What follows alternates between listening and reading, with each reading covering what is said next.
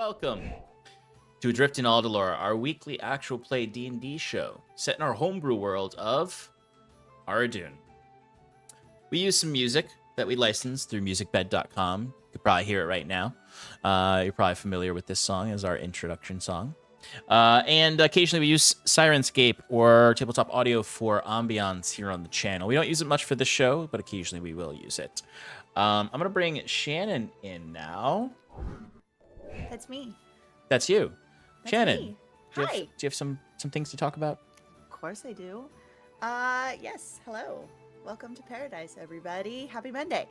Let's start this how we always start it, by talking about our lovely channel partners. Starting with Arcane Spectacles. Step into Arcane Spectacles, where every roll of the dice is an adventure. Their exotic wood dice vaults and hand-selected dice sets are the perfect treasure for any tabletop RPG enthusiast. And with their personalized D&D themed ornaments, you can keep the magic of your games alive all year round. Each ornament can be customized with your party's names, making it a unique and meaningful memento. So why wait? Join them at arcanespectacles.com and roll for the ultimate tabletop experience. Scroll. Underground Oracle Publishing is our next partner. They are a best-selling, Emmy-nominated TTRPG publisher, building new and exciting settings for the cipher system of every genre you can. Where are you going? You all see this? Just poof. Rude. Anyway, Underground Oracle builds new and exciting settings for the cipher system of every genre you can imagine. Each setting includes everything you need to explore its unique world, including lore, species, descriptors, bokeh, creatures, ciphers, artifacts, and all of the rules that you need to play. For as little as $3, you can join their Patreon and help shape each of the worlds that they create. Last but certainly not least, we have Eddie Yorke. He is our character artist. He's an illustrator based in the UK who makes art for games and books. To visit his portfolio and get in contact with him, visit eyorke.com. A couple of miscellaneous things here. You can find our recaps and VODs on Discord. We're not quite up to date with the VODs yet, but most of them are up there. And once the school year ends, I'll have much more time to update things. Sean writes recaps for us. They're there. They're a quick and easy way to catch up on our previous sessions. And if you're not already joining us here on Twitch or YouTube, also join us on Bluesky, Twitter /X, YouTube, Instagram, Discord, and TikTok. Back to you, Sean. Oh. Okay. All right. Let me bring the boys in. The boys. Boys are back in town. Yes, they are. Look, they're right there. There they are.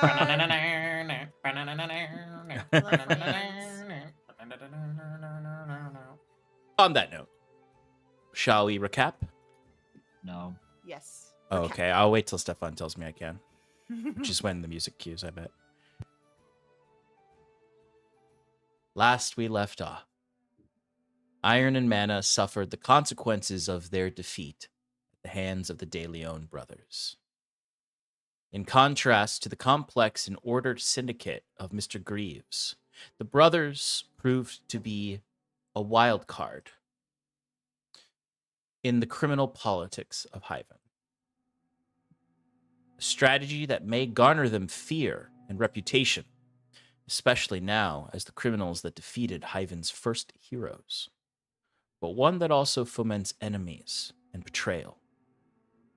Alas, Iron and Mana took their walk of shame through the streets to the temple court with the dead body of Septimus and 250 silver worth of diamonds, courtesy of the brothers. Along the way, Jaquet attempted as best he could to twist this story into his favor in his animosity towards the Commodore of the city. How can such a leader let such dangerous criminals operate under her nose? But at some point, his exaltations faded as Fyrn asked him to stop. Well, more aptly told him to shut up. Once there, in the temple court, they arrived at the Church of the Everflame, a faith devoted to the god known as Zendariel, an old conservator god. Here, they beseeched the clerics for resurrection. These clerics told the party that a ritual must take place, and it must succeed in guiding the soul back to Septimus's body. It would be more successful with offerings from the party. Each offered an item and a promise to Septimus, and to a certain extent, promises to themselves. With these offerings, the Raise Dead spell began. Elsewhere, in the worlds beyond, Septimus found himself fading into the ether, his soul rejoining a vast universe to be lost or found by friend, foe, or the heavens. For a moment, he found himself in the blood pools of the Everflame. In Zendariel's court, the angelic lich herself looking down at him, drawn back by her power. But another entity intercepted this resurrection, and he found himself in the realm of a devil. Roland, the mysterious man haunting the party, revealed himself, or more so Septimus discovered that he is truly Ro, the trickster, a powerful archdevil in his own right, but better known as one of those same old conservator gods from a pantheon alongside Zendariel. This devil offered Septimus a deal, as any devil does. Septimus refused. The archdevil, disappointed, sent Septimus back. But the devil's trickery followed our hero. Upon returning to the material world, Septimus found his soul returning not to his body, but to Sal's, his robotic machina companion. The party panicked over this revelation, and the clerics of Zendariel believed the machina to be corrupt and evil and to have devoured Septimus's soul. Uncertain what the right action would be, the party sought help from the Hyven Academy, specifically with Dean Aoife Valentine, a gifted naturalist in the behavioral anomalies between planes of existence, between Aradun and beyond. With the help of a magical surgeon named Dr. Artan, with a bit of an unconventional persona, insisting on smoking cigarettes in the middle of surgery, but Jaquet made sure that didn't happen with his magic mage hand. Regardless, Dean Valentine and Dr. Artan utilized a magic jar spell to extract the soul and place it back in its original body. Now safe in his body, Septimus returned exhausted and weakened from the resurrection, in no shape to defend himself if further danger were to come to the city. The party debated how to make their next move, how to deal with this failure. Notably, Jaquet struggled with this. His usual strategic mind and attitude resigned itself to hopelessness and fatalism. Iron and mana failed, and thus should diminish and move on. But the party refused to give up, but instead decided to retreat to Septimus's farm to lay low, shake the dust, and plan their next move. Despite the melancholy of Jaquet, they asked him to continue joining them. Bruce even offered to pay him to stick around. Before they departed, Saskia asked for a moment to finish some business. She visited the Kindred of the Mother, a temple devoted to the elemental spirits of Aradun. Under the dictate of her patron, Sass drank from their holy waters, indulged herself in these sacred pools, which caused a violent reaction from the spirits residing there as they fled, leaving a once warm and comforting spiritual house a dark and empty husk. Ashamed, she fled. And so the party, ashamed, fled as well from this home called Hyven. And where we left off was on Well, it was really late in the evening, past midnight.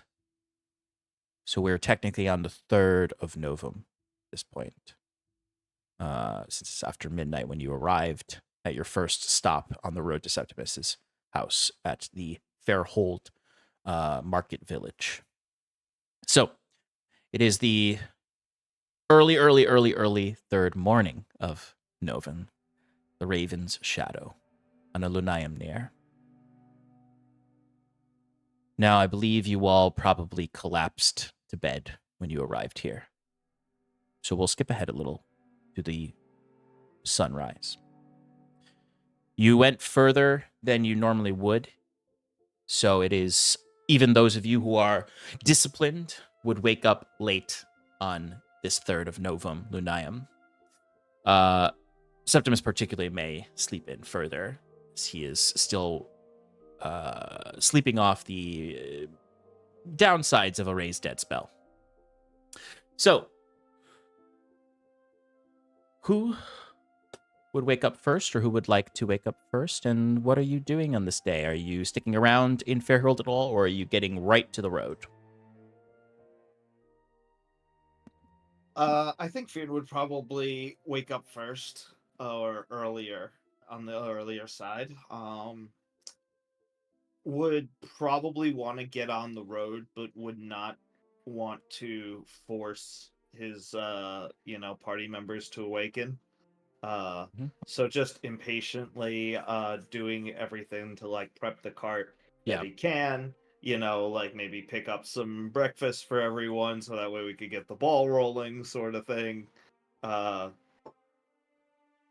And do some exercise if there's still time.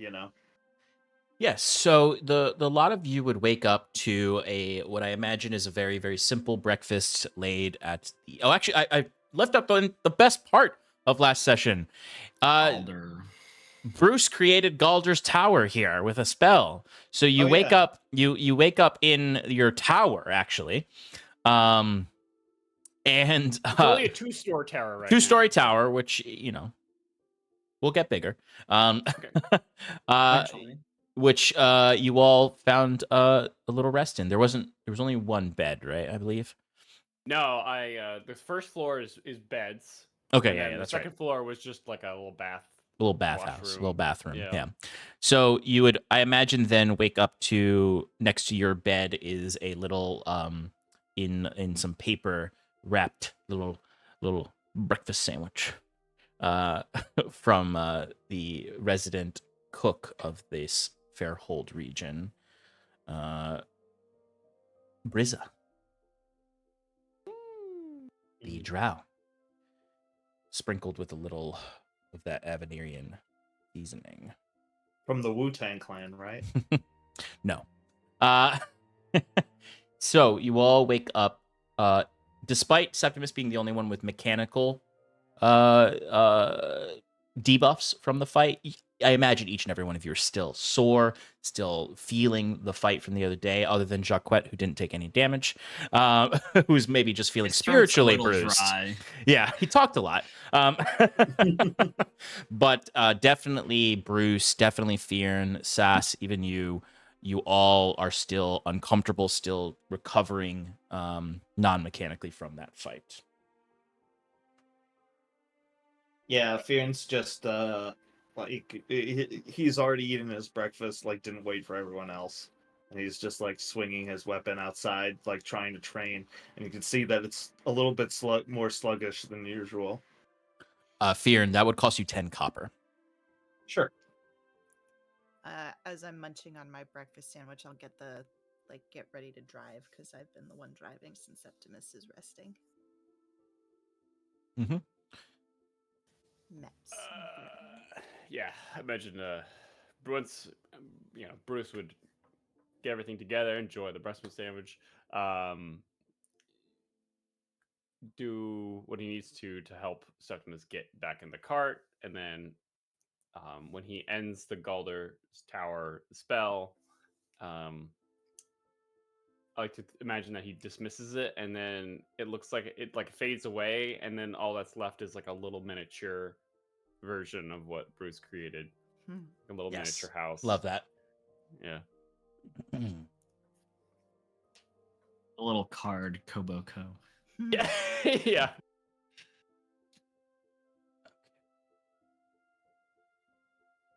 Okay, so as you all exit the Galder's Tower and it shrinks down into his nice little figurine, you'll find it to be a significantly cold day today. You look up into the sky and you can see the sun blotted out by the gas giant Pharaoh in the long eclipse of winter, with that small little pupil that is a moon glowing, providing some light. So the long dark in these days, as opposed to in our previous campaign where it was just really dark and cold and miserable, is kind of ghostly and haunting as everything is lit by an unnatural moonlight. So it's always just a little uncomfortable, a little weird. You always kind of, it's almost like if someone had just like sort of a constant frequency going that it becomes background noise, but every now and then you notice it and you're like, this is weird. But it also means that it's not as cold as it would have been, not as dark as it would have been, but you're still looking at below freezing weather right now. The grass outside is all frozen over with frost, and it's quite a quick transition into winter.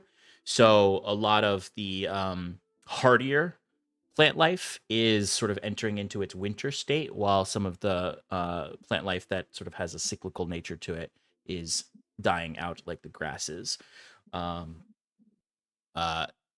So the only other thing that seems a little weird is around these times, there's also sort of anomalies in the sky akin to the Vescent blots that you've seen before.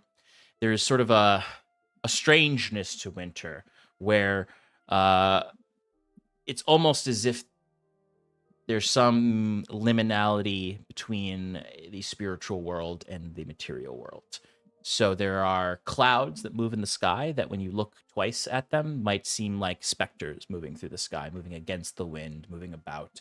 And they might just be imprints from another world due to the celestial nature of winter since the defeat of the Pallid King and Ilyuvania taking her place as the prime deity of this material world. So you have a ghost day. That's what you call them colloquially. It's a ghost day. A ghost Okay. day. Love it.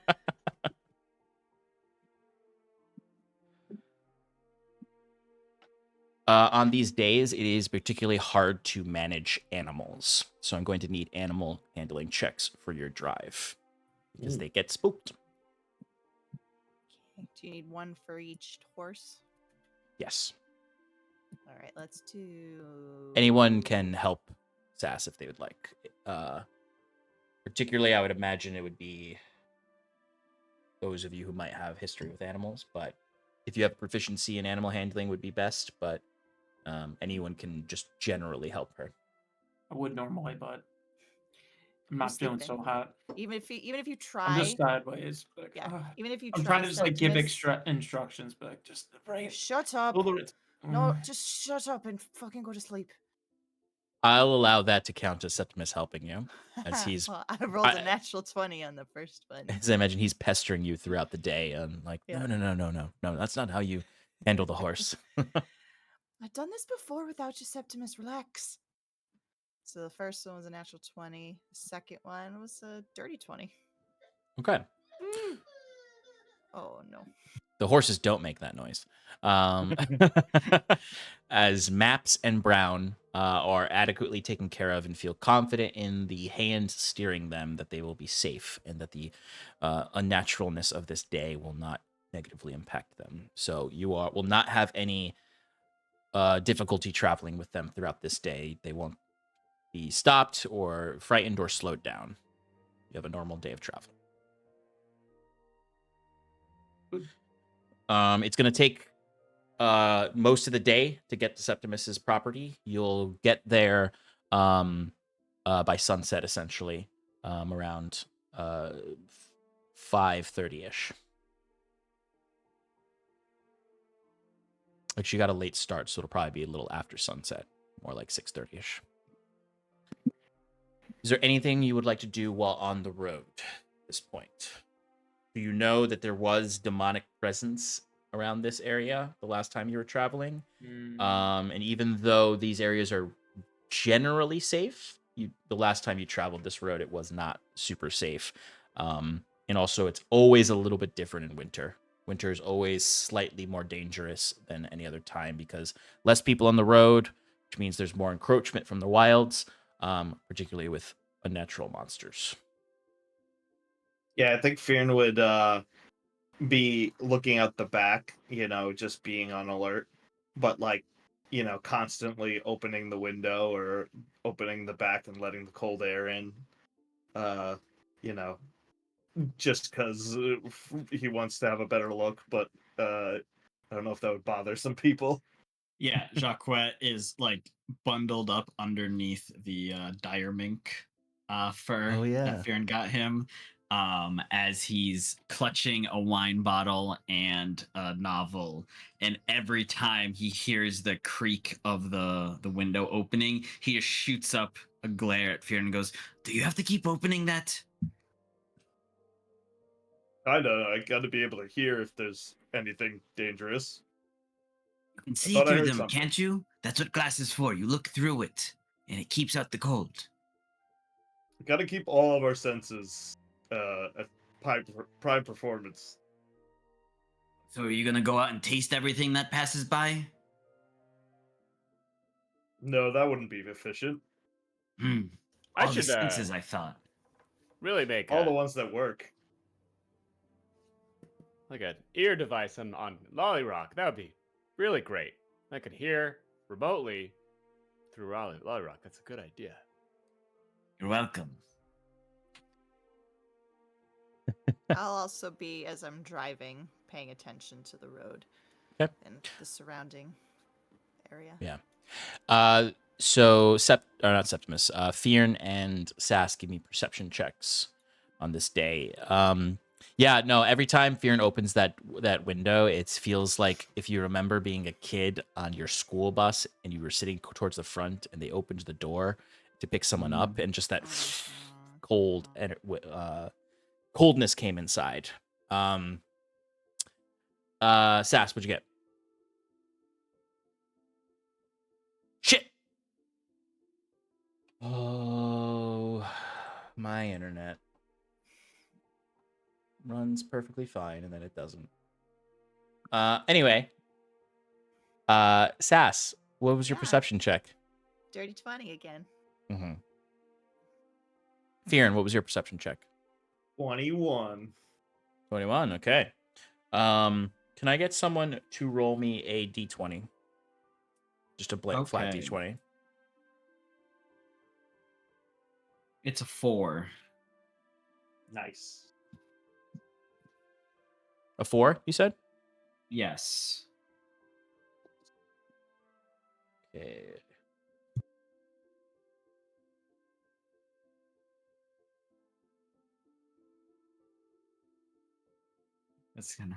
What's going to happen?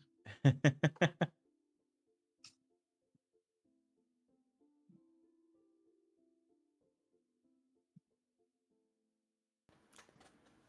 so curious. No, you're good. So with 4, you would see probably Sass and Fyrn. You would see this with your perception checks. As you're going through the day, you're getting closer and closer to Septimus's homestead. And the road is dismal. There's very few folks.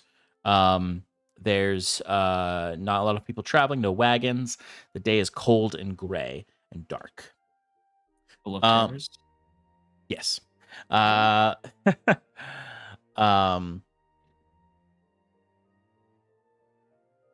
You would come across someone sitting on the side of the road that would pique your attention.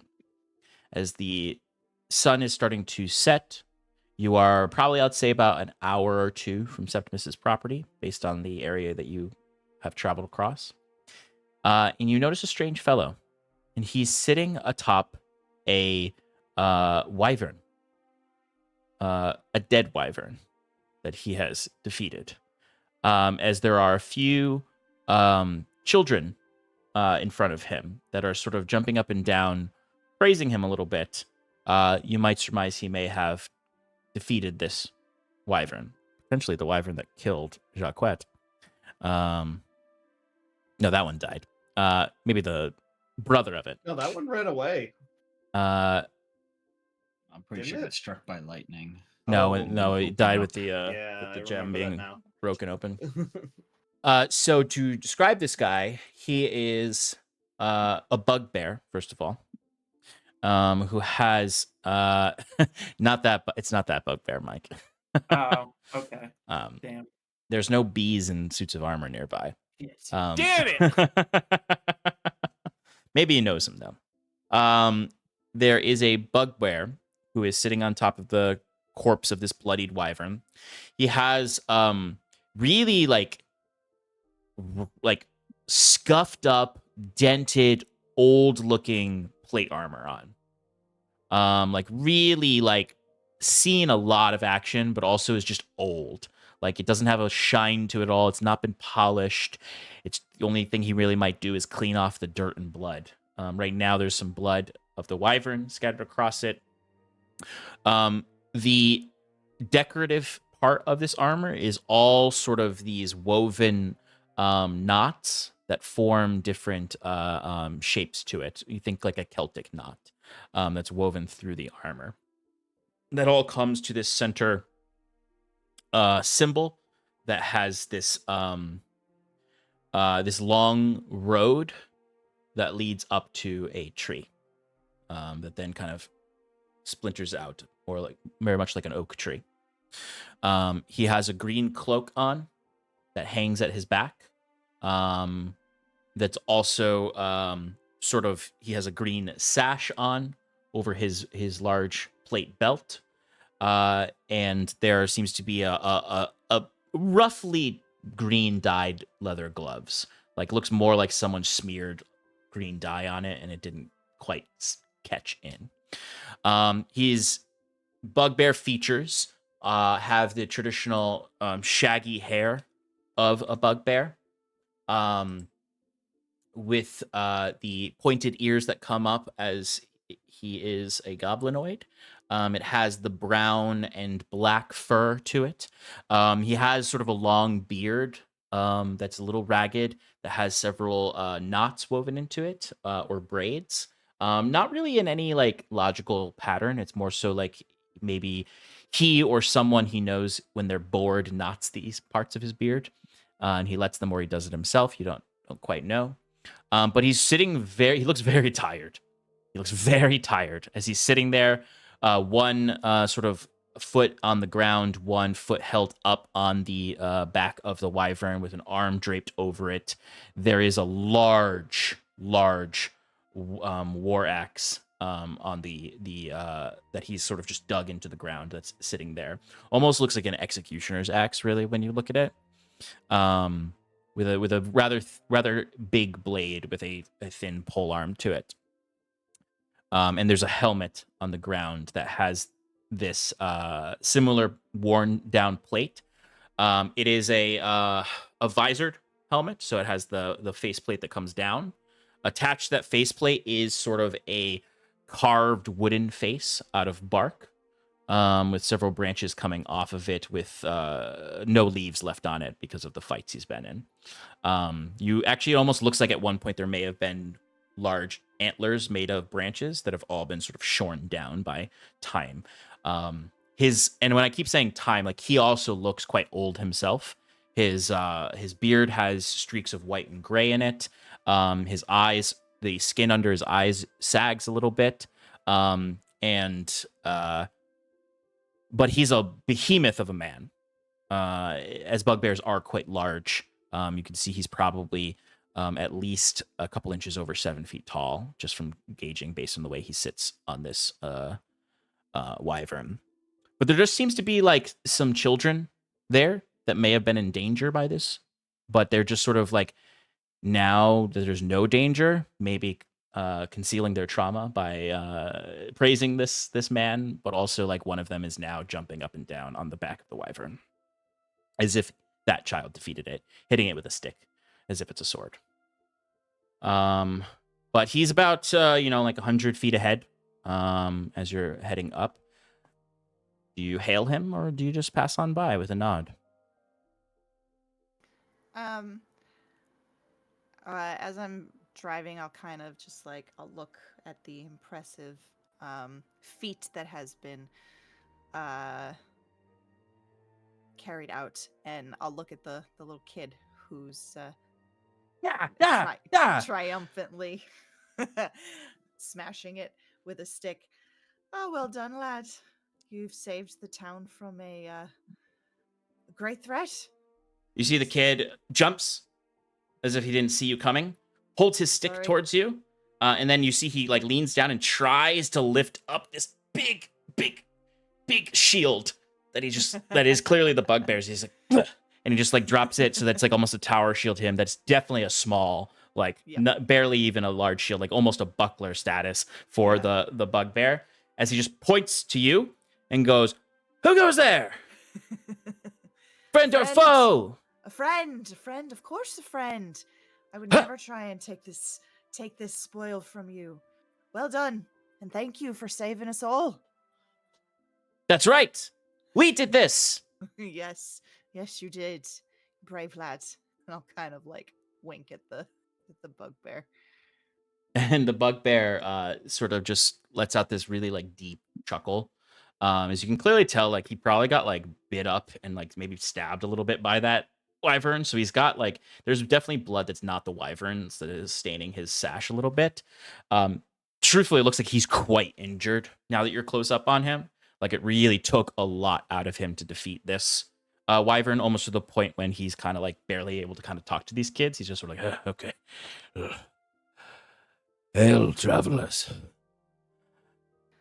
Oh my. This one here, this mighty champion, he'll earn his green cloak soon. As he sort of does a little slap to the shield of the young boy. Well, and thank you for assisting the young boy. Looks like He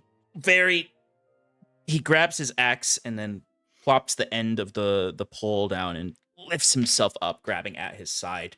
And he stumbles forward a little bit. And then he looks up, and now you can see, from a distance, it looked like you couldn't tell the features, but he's one of his eyes, he's swollen shut from the fight.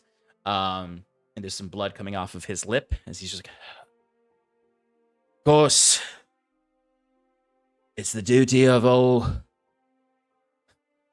Knights of the Hedge to protect the innocent. You can surmise this is a hedge paladin. Is the window open while this conversation is happening? Yes.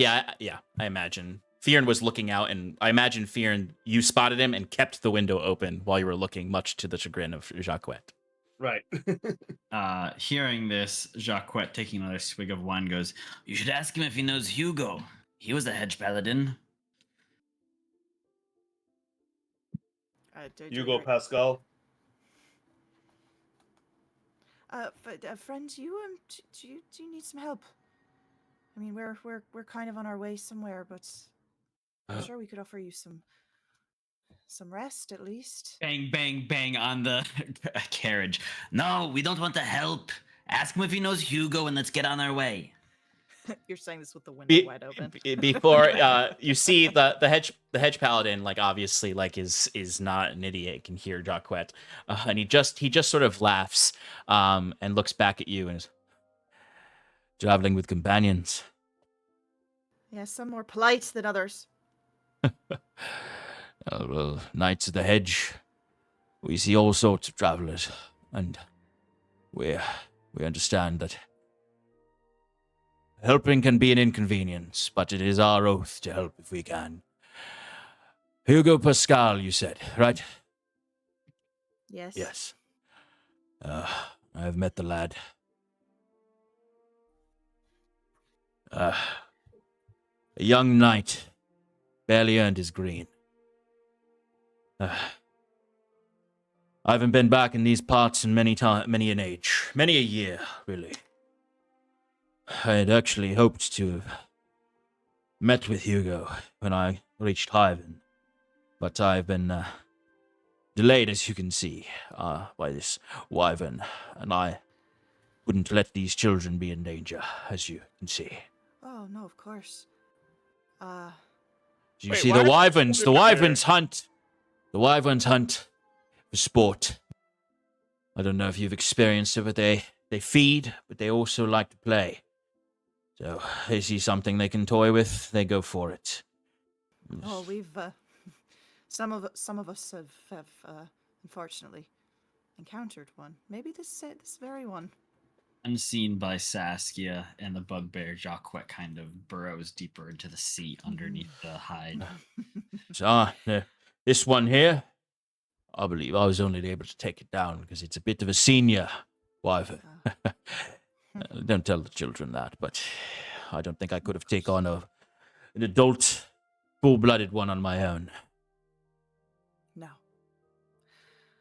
Well, like I said, do you need a place to rest for the evening? Or having somewhere that you could rest? Travelers after my own heart. Your act of kindness here is appreciated, but I didn't want to impose. Oh, no, of course not. It wouldn't be an imposition. And I knock on the window. Oi, budge up. Make some room. We've got a friend. I look at What's going on? Why did we stop? There's a Septimus man is that dying, and we're gonna stop for this guy. there's a man that Saskia is inviting into our car. What? Fyrn opens the door and beckons him in and says, "We're headed to a farm nearby, kind of the opposite direction of Hyven, but there's food and rest for you there." Wait, where Well, are the children? What? There's three children. There's one standing on top of the wyvern, just hitting it with a stick still. And then there's like a one who's like probably like an 8-year-old girl who is just sort of chewing on her fingernail. Like looks the most nervous of all of them. The one who's not concealing her trauma of this wyvern encounter with humor or bravery. The other one is just like yelling at the kid on top of the wyvern, like clearly the older sister of that kid. And he's like, You're not a hedge knight. You're not a hedge knight. We didn't do this. Get down. Get down. Get down. We gotta get out of here." That's right, brats. Go home to your parents. You're not. They're harmless children. Actually, Oh, did you say hedge knight? Wait, they're harmless. The children are harmless. They are not dangerous, I assure you. before we Children. jump into any questioning about children or anything, we've got a wyvern outside. And at this, Jaquet kind of like sits up a little, and he goes, "You know what that means? What? What? Poison." I Okay. think go get it. Yeah, before the kids find it. Bruce, do you mind if I borrow you to harvest it? Because, I think you might actually be a little better at this than me. Oh, yeah, sure. I'd be happy to help. Hey, Fyrn, do you have another cloak or something? It's kind of cold out. Fyrn will just take his the furs off of his armor that like rest on his shoulder and kind of just like detach them like it's kind of like a cloak. He just like ties it off and like throws it at Bruce. Just his shoulder cloak covers Bruce entirely. So, thank you. Thanks, bud. No, the children are harmless. Little ones, you'd head on home. Why do you keep saying the children are harmless? I keep saying Is it it- because you asked if the children were dangerous. But you were saying it beforehand too. Just making Bruce, sure. the children. Let it go. They're fine. And he does go over to the child who's been claiming to be a warrior, and he just like rips a piece of cloth off of his cloak. And you now notice though, when at his cloak, that it is tattered in a way that is not from combat, from him ripping little pieces off of it. And you can see it because it's not like ripped up like claw marks. It's literally like 3-inch pieces that are ripped in strips off of it. And his cloak may have been down to the ground dragging and now is kind of up to his waist. So this may indicate to anyone with a proficiency and insight that he is he's a seasoned hedge paladin that has been a part of this tradition for a very long time. And he hands this to the child and says, "One day, a little champion, if you so wish and show such bravery again, you too can be a knight of the hedge. Now go. Protect your sisters on the way home." And the kid, eyes wide, not acting tough anymore, just sort of bewildered at the idea of like almost mythical figure to him, a knight in shining armor, not shining in this situation, but like handing him a symbol of possibility. Just find a knight of the hedge, show them that cloth. Now carry on, get home quickly. Your mother will worry. I don't believe there'll be room for me in that cart. I don't mind walking aside. I've quite a long stride. I can keep up with a horse as long as you don't go too fast. No. Don't be ridiculous. And when She already offered. Please, I don't want to let up. I don't want to get up. you're not moving at all. I was gonna give him Jaquet's seat. You're fine. I'll just die out here. Okay, that's fine. I'll just cut open the wyvern, stay in there for a bit. But seriously, Bruce, can we just quickly check this poison? I'm over here. Yeah. I'm okay outside. Okay, so for the poison, we will follow the rules.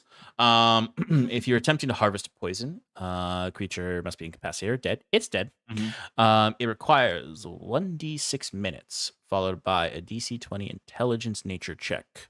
Proficiency with the poisoner's kit applies to this check if the character doesn't have proficiency in nature. On a successful check, you harvest a single dose of the poison.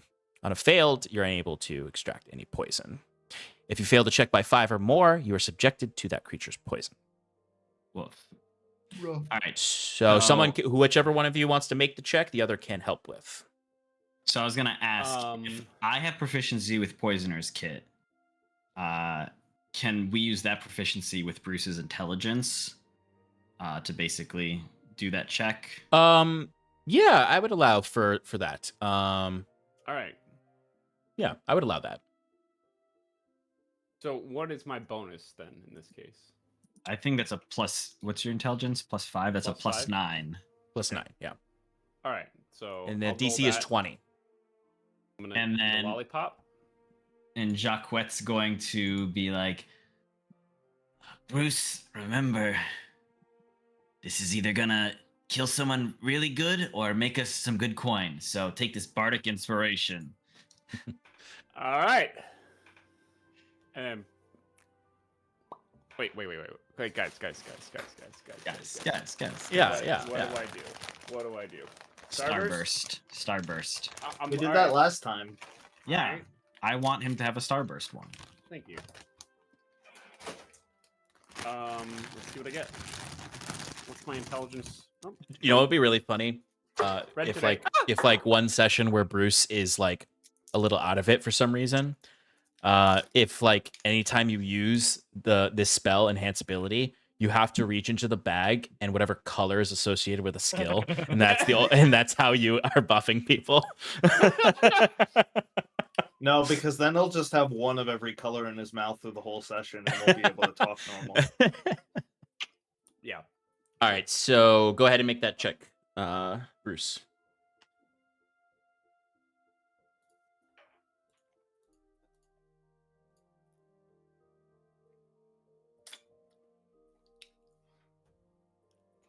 That would be 26. 26. Okay. You are able to successfully, with the help of Jaquet's poisoner tools. I imagine, Bruce, it's you using your intelligence to deftly understand how to actually handle the wyvern tail. And Jaquet is helping with his proficiency with the poisoner's kit to protect you from getting hurt and also to provide the actual vessel to collect the poison. But you have roll me a d6 to see how long this takes you. Not that that's going to have great consequences, but for humor. 1. All right, very quickly. You two do pretty much as good as you can do with extracting this poison, other than getting a nat 20. So you now have a single dose of wyvern poison. It is an injury poison, and has to be hard. The only way to get it is actually harvesting it from a wyvern. Creature subjected to the poison must make DC 15 Constitution saving throw, taking 24 or 7d6 poison damage on a failed save or half on a successful one. And that is an injury poison, which means it's one that you would apply to a weapon to imbibe the damage or imbibe the poison to them, or apply, not imbibe, apply the poison. Nice. While you two are harvesting that, the bugbear is squeezing in to the carriage, and is like tightly because I imagine on one side of the carriage is Septimus laying down, and then the other side was where Fyrn and Jaquet were sitting, and where Bruce was hanging out, and like he sits where Jaquet was, and this bugbear is cramped in there. And like he had to like throw his axe and his shield on like the storage parts of the cart or tie it to the sides. Yeah, I was gonna say we like hook it to the side. Yeah, and he's sitting in there, and I'll just say, he looks very heroic, but he smells like absolute shit.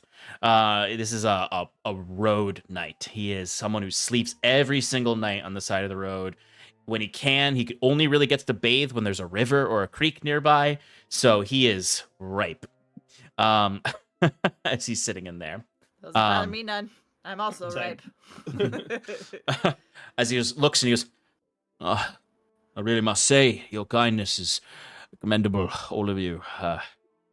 It's been a long time since I've been in these parts, but my name is Balfour Wesley of Rock and Fire.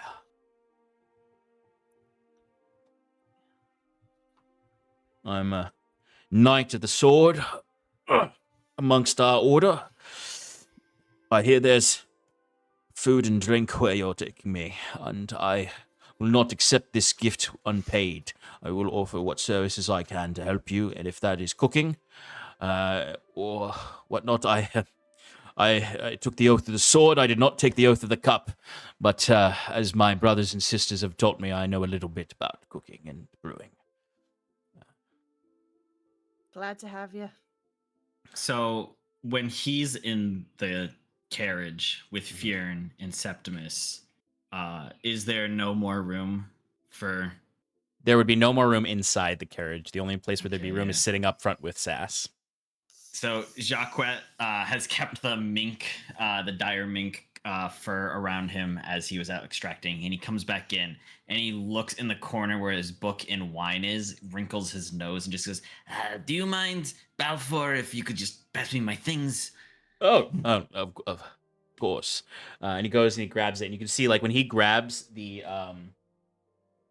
wine bottle, it looks like the tiniest thing in his hand. It's like when you use those old pictures of Andre the Giant with beer cans in his hand. Yeah. And he hands it over, and it's only in one hand he scoops it all up and is able to hand it to you. Again, if it would be easier for me to travel alongside the cart, I'd be happy to give the tabaxi his seat back. It would, but he's resigned himself to going up to sit next to Saskia as he huddles even tighter under the cloak and takes another big swig of wine. Oh, welcome. It's quite nice up here, actually. It was so kind of you, Jaquet, to give up your seat. So kind. You're injured. It only makes sense that you at least rest for a little while. You've been through quite a tussle there. We're on the mend as well, taking a brief respite from the city. Ah, yes. Well, I do prefer the road, or the villages, or the hamlets over the large cities. It's easy to understand the ways you can help those in the countryside. Cities can grow complex. Not as much room for a knight of the sword, perhaps a knight of the cup or coin, or even wand. Tell me, Balfour, was it? You seem like a good enough lad, and the kids seem to like you. But if you don't mind, I just have a few questions. Um, Of course. does he have any symbol, or what do you call it? Has the symbol of the hedge knight that we saw before with the two winding paths and the crossroads? He's Yep, got yeah. one.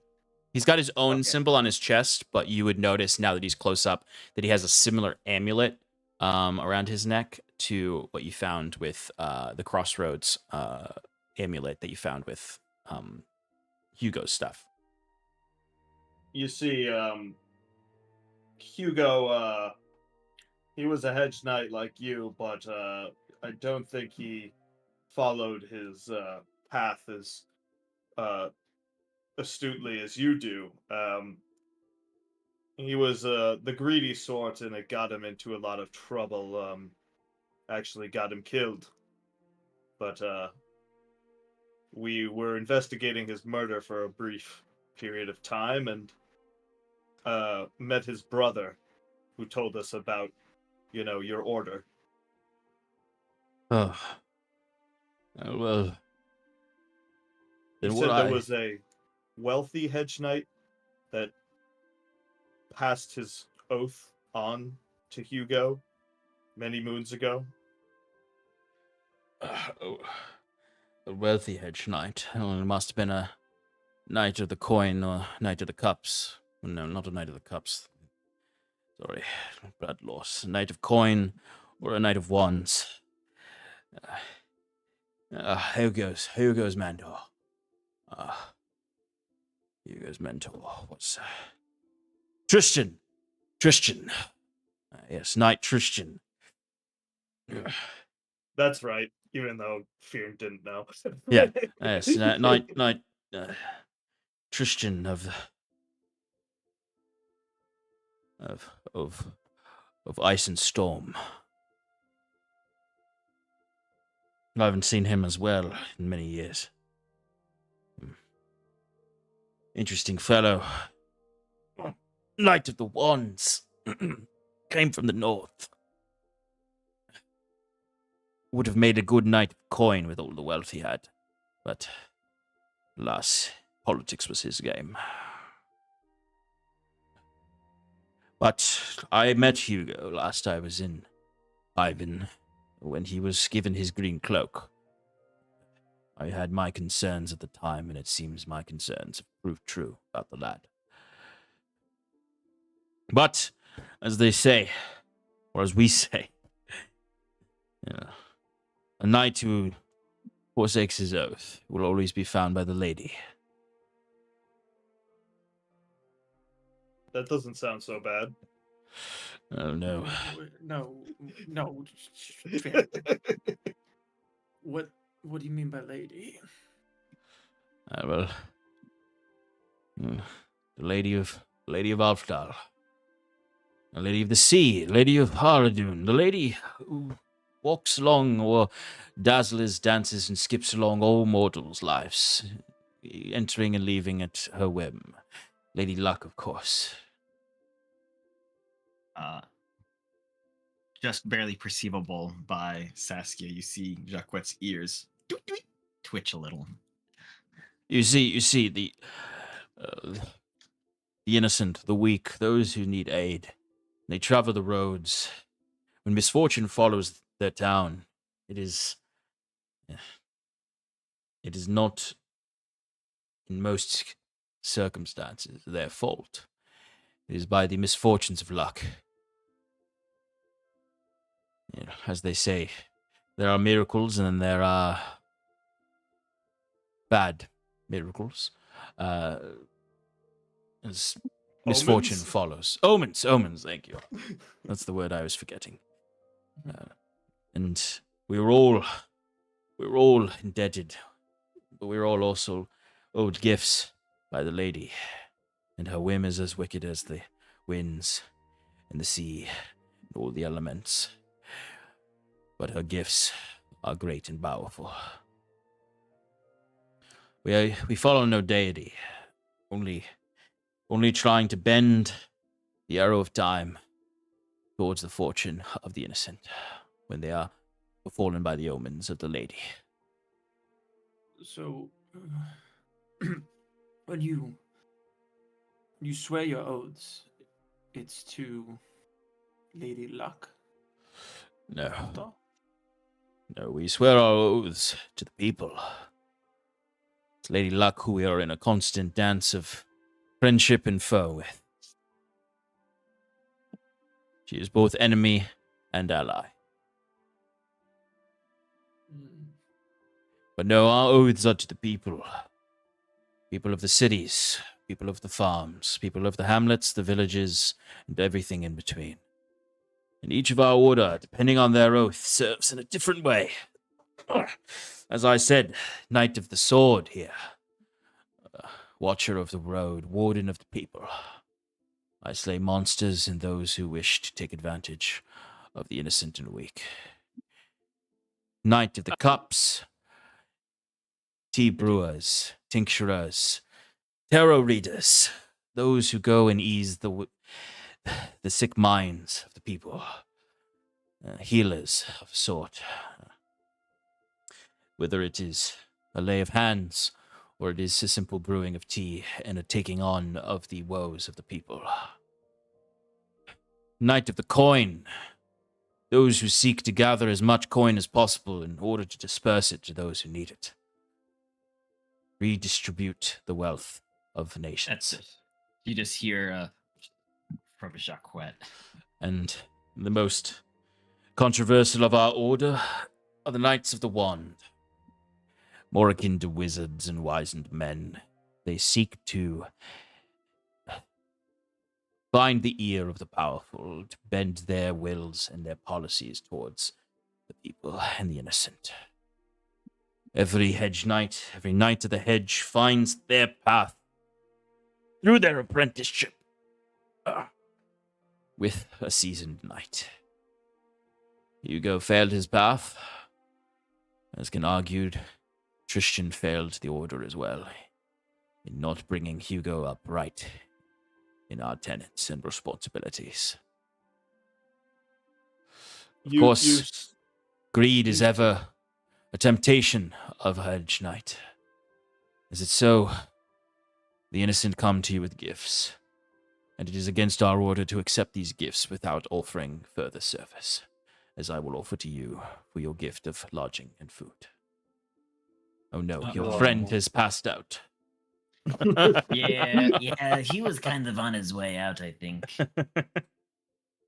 But yes, so he gives you this breakdown of essentially how the hedge order works. But welcome back. You passed out for a second. Still coming to. I don't know if they told you. You look unwell, friend. Perhaps I can help you. And he would place his hand, not covered in his own blood, on you. And you would feel a surge of healing energy enter into you, Septimus. That would, even though you have full health, this healing energy flows into you, and you would find yourself 1 day closer to your recovery. Suddenly you can sit up. You can probably even stand on your own. You feel more awake, as you would feel. And for visual reference, all of this looks like just sort of a very dull, light blue, almost robin's egg blue light that comes almost off of his hand, and just sort of wisps off like a little will-o-wisp, and then just gently lands within Septimus's chest, as you would then feel a surge of healing energy. I imagine when he reached out to heal Septimus, Bruce was like, This entire time he's been speaking, though, I would like to roll an insight check just Yeah. to, just check his general vibe. Yeah, go for it. Give me a vibe check.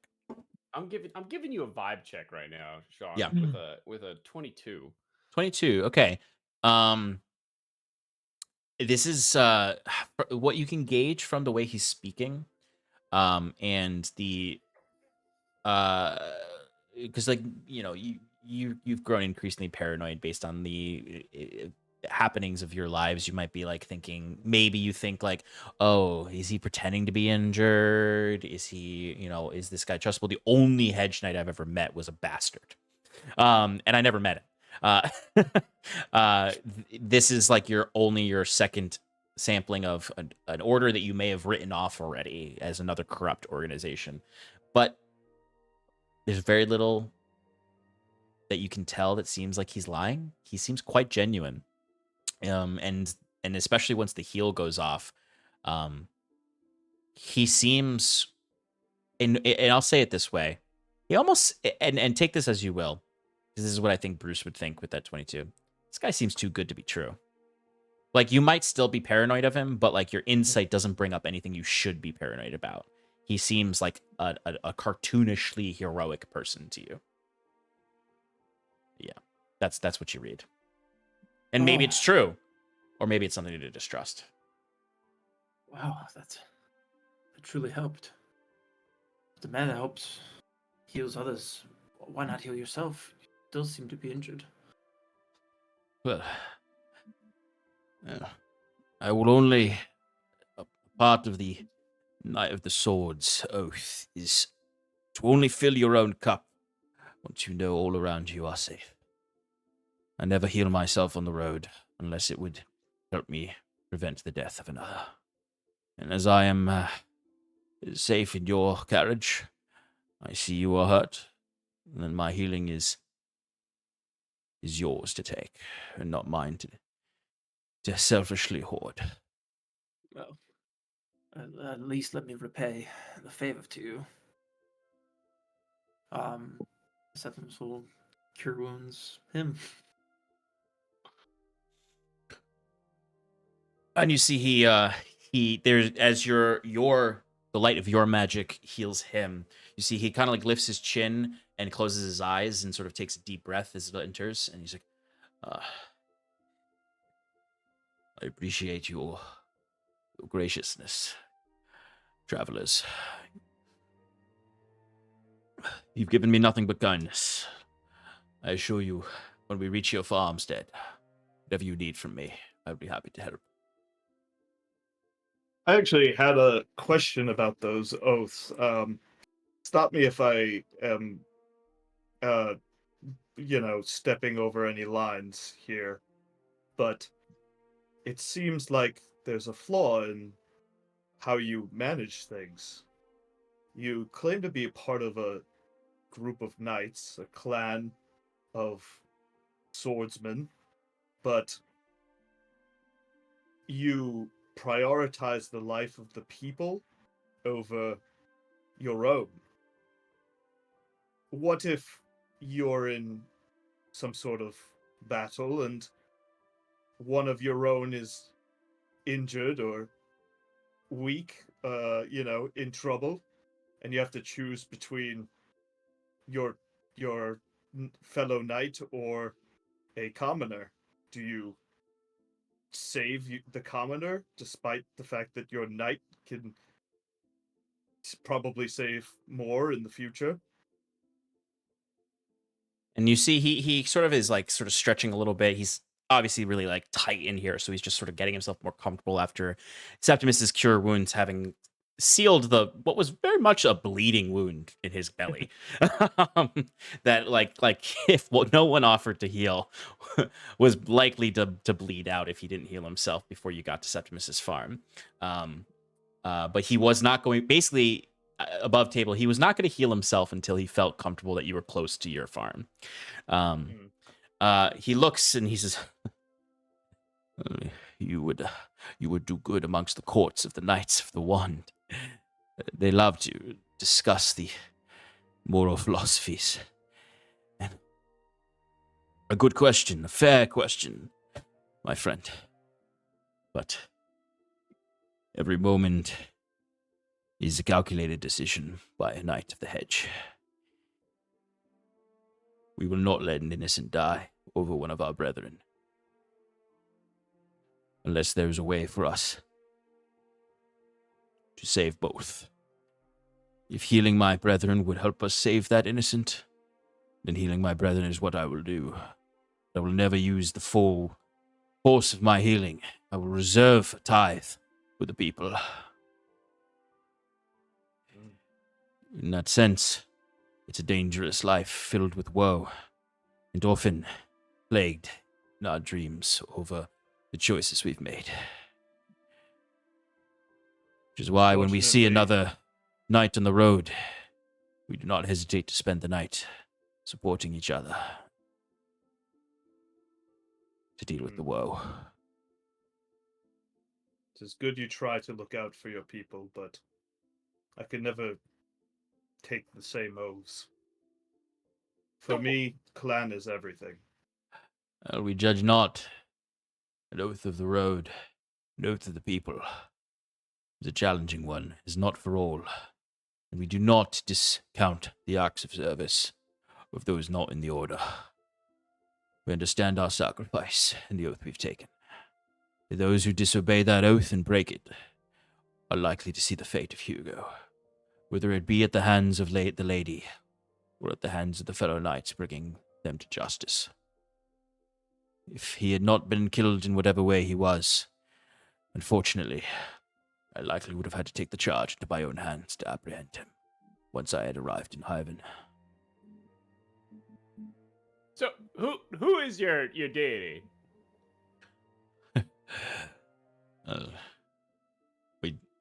We honor all the gods who honor the people, which, if I'm honest, is few.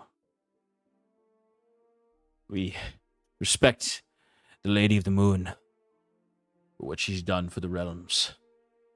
We respect the Everflame for her grace. We respect Noel de Gras for his assistance to protecting the realms. But like, I respect some gods too, but they don't give me powers. Like what? Well, it is again, you lot would do well with the Knights of the Wand. Study of the genesis of magic for our order is one of their favorite pastimes when they are not advising powerful people. Yes, the genesis of our magic is a mystery, as is many paladins. For sure, there are the Knights of the Dragonborn. You would question where their magic comes from, too. So many of their god drakes are dead. There are the Knights of Ilivania. Quite easy to tell where their magic comes from as he looks up to the sky. Knights of the Everflame. Their magic comes from personal sacrifice. Not from her herself. She empowers them to be as strong as they can, but their magic comes from their constitution. Our magic comes from our will, our desire, our earnest desire to protect the people. I imagine Hugo suffered with this a bit. He probably was struggling to maintain his magic towards the end, which only increased his bravenness, I'm sure. Fear. But many men act out of greed, and wickedness out of fear.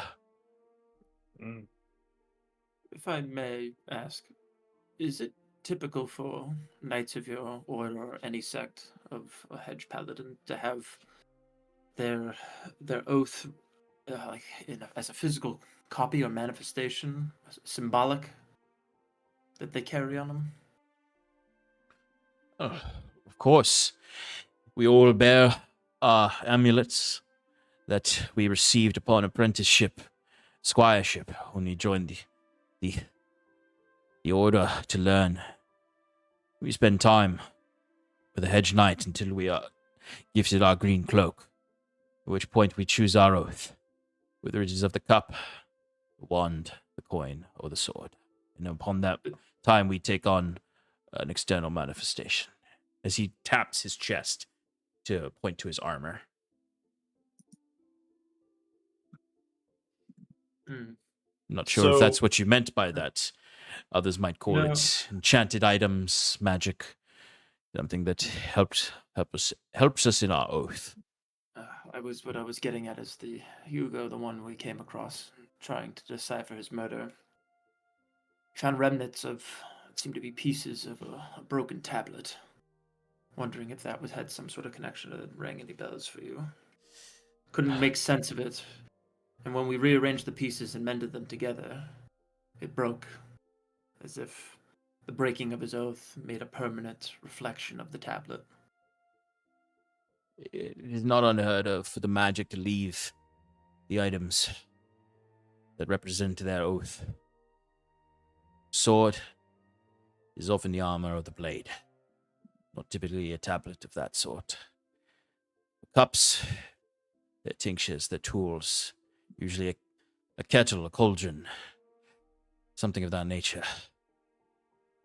Wand, well, as the name goes, it's usually a wand of sorts. Coin, well, that's where it varies. Usually a symbol of their status. As most knights of the coin come from wealth in origin. Usually those who repent for their manipulation of the people, their exploitation of the people. And they forsake their wealth, distribute it back. A tablet would be more akin to an oath of the coin, I'd imagine. Records, or an oath of the wand if they opted for not such an obvious symbol. No, Hugo would have had an armor, set of armor, or a blade that held latent magic. In which you would all remember there was magic within the armor and blade that you left with his brother. By this point, it's probably faded, and if you took it, it would have disappeared eventually. Tell me, are you just wandering the road, as you say, or did you have some mission in Hyven? News had reached out were those in Azure City of difficulties amongst the countryside. Bandits, monsters, rogue elements, demons even, devils. And our Knight of the Wand in Azure sent me on the road. This is typical of our order. Knights of the Sword travel between city and town and village, and if they find a Knight of the Wand, or a Knight of the Coin, or Cup, they can charge us with certain missions. Mine was to wander down the road, to find any other knights along this road, or knights within Hyven, and to find a knight if there is a Knight of the Wand within Hyven. My companion in Azure City did not believe there was. In truth, if I'm going to be honest, the Aldhalor Islands is lacking in hedge knights. Our order has dwindled over the years, and we do not have a seat besides every Commodore, Mayor, Lord, Captain, across the variety of states here. Of course, it's hard to keep it straight, given the different structures of each village we pass through. Mayors, commodores, militias. There's no sense of order in these islands other than the capital lands and the brutality of the south, which myself I am from. I broke free of that hegemony to join the knights. Tristan was a mysterious fellow from the Gosu Highlands, small settlement towards the southern border. We never knew where his wealth came from. Only his master, only his The knight who trained him would know his sins before they were purged, as he was reborn in the green. Granted, Knights of the Coin, Knights of the Wand, understand that their sins are only partitions to death, and they will see their punishment when they die, regardless of their service. The lady will find them.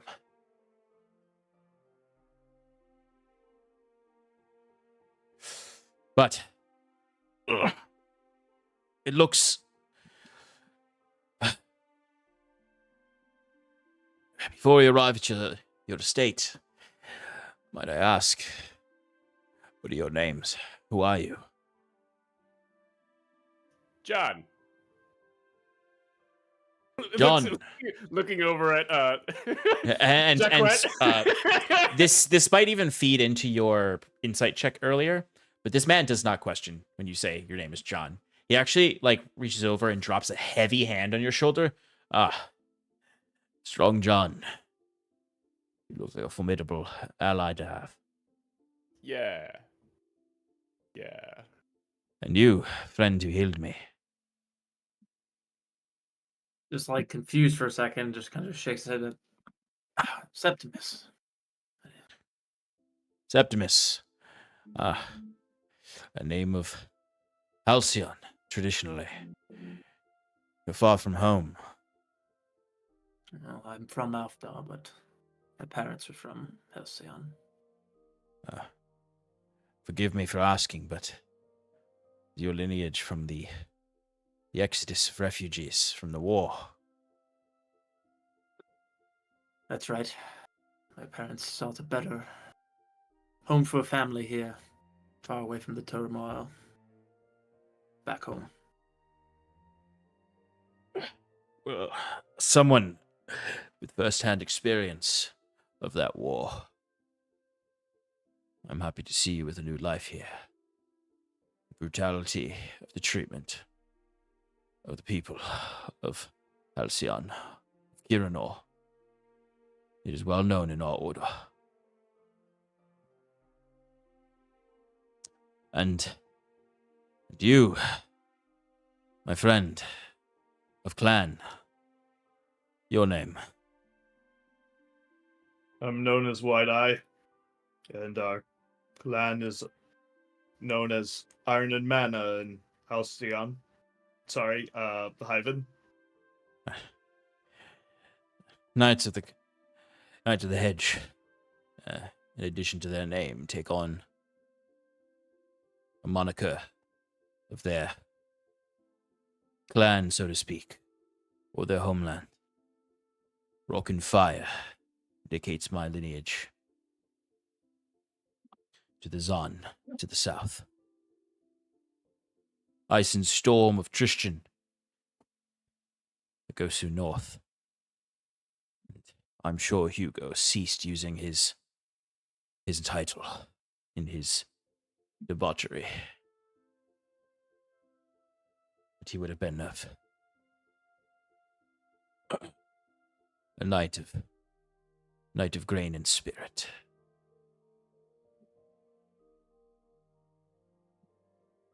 And What you was out the, front. Sorry, what was the Rock and Fire one again, Sean? Rock and Fire is south to the Mirzan lands. Ice and Storm is to the north for the Gosu Highlands, or the Gosu Haunt. And Grain and Spirit is for Esha.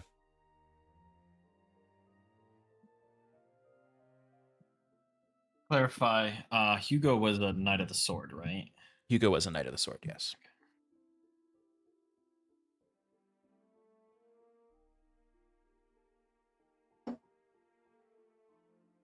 And you friends, up front, the gentleman Tabaxi, who gave his seat so graciously to me. So graciously. He says, little icicles forming on his chin hairs.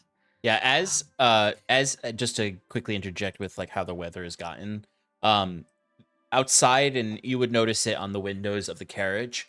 But the temperature has dropped to the lowest you've experienced in Alfdal. It's about 12 odons out, or 12 degrees Fahrenheit. Yeah. And there is little flurries of snow out there. Particularly though, this snow, you notice, moves in odd ways where it's almost trying not to touch the ground. It almost like every time it gets close to accumulating on the ground, there's a wisp of wind that brings it up, and every little individual dot of snow almost looks like it holds a little light of Ilyavanya in it and glows on this Huron ghost would be day. having a field day. As if Ilyavanya has almost like risen even beyond her original domains into like almost becoming a goddess of like the weather as well, with the way that she protects the world during the long dark.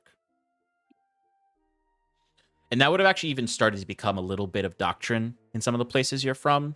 Not Fyrn. Fyrn, you all didn't really... You knew of the eye in the sky of Ilyavanya, but you don't really know the term Ilyavanya other than what you've heard from people around.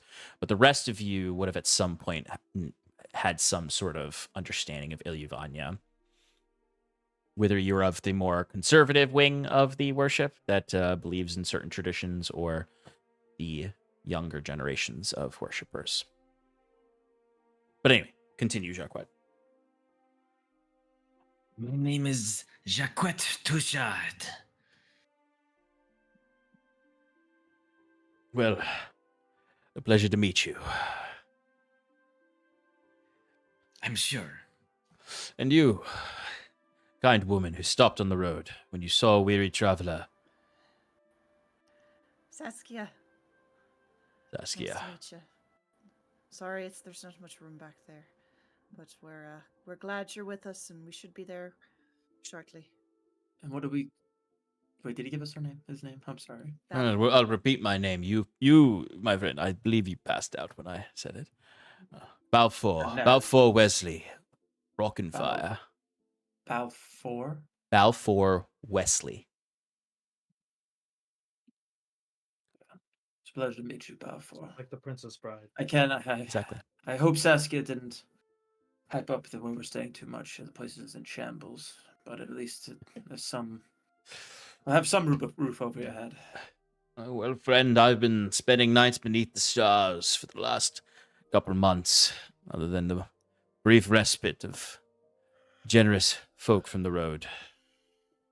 Of course, never without repaying that debt. Yeah, you could. I'll give you a nice place to stay. It's nice and warm, and provide you a nice bath that you can take after our arrival. And at that moment, you see like a moment of realization on his face. I apologize. I must be quite ripe from the road. Understatement of the century. Hey, Jaquet. I've got a bit of a proposition for you, if you're interested later tonight. Okay. Does it involve drink? As he takes another swig of wine. I can, sure. Perfect. I'm in. Sounds wonderful. And somewhere warm, I hope. I mean, as warm as we're going to get at Septimus's place.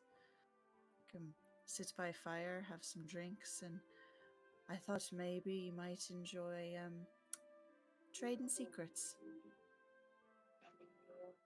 He gives a befuddled look to Saskia and goes, I don't think there's any secret you hold that you haven't spilled to us at some point. You'd be surprised. Okay. Looking over at Fyrn, are they talking about trade secrets? What? Fyrn just gives them eyebrows like, maybe.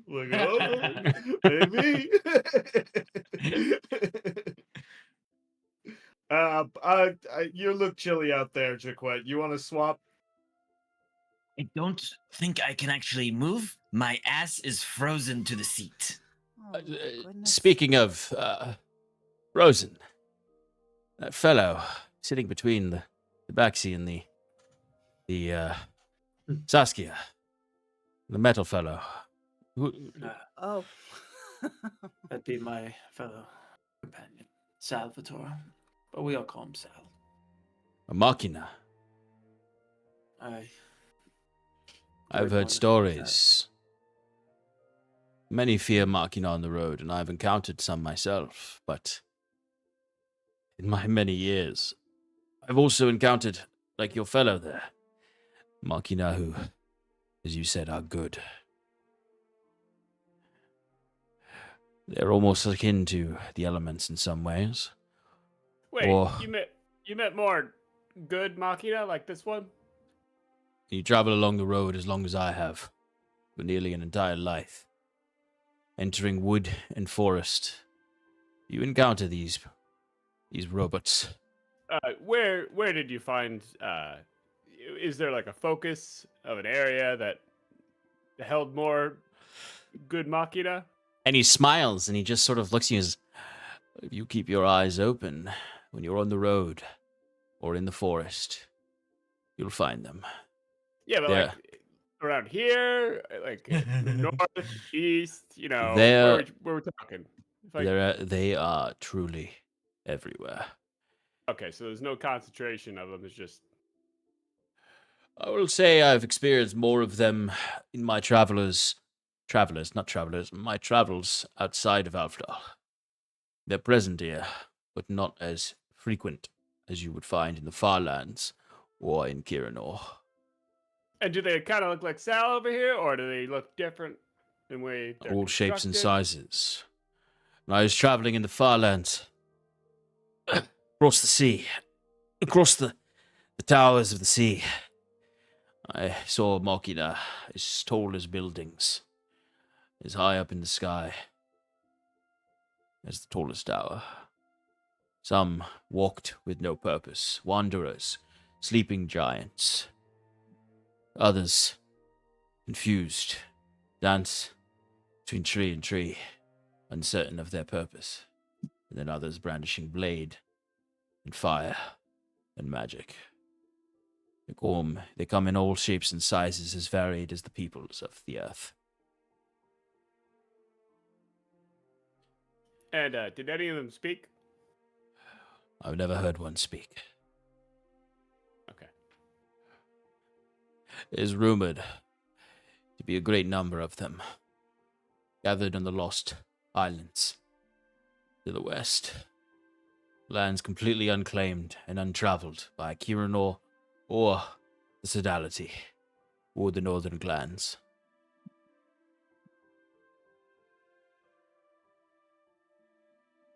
But those were Good to only know. stories.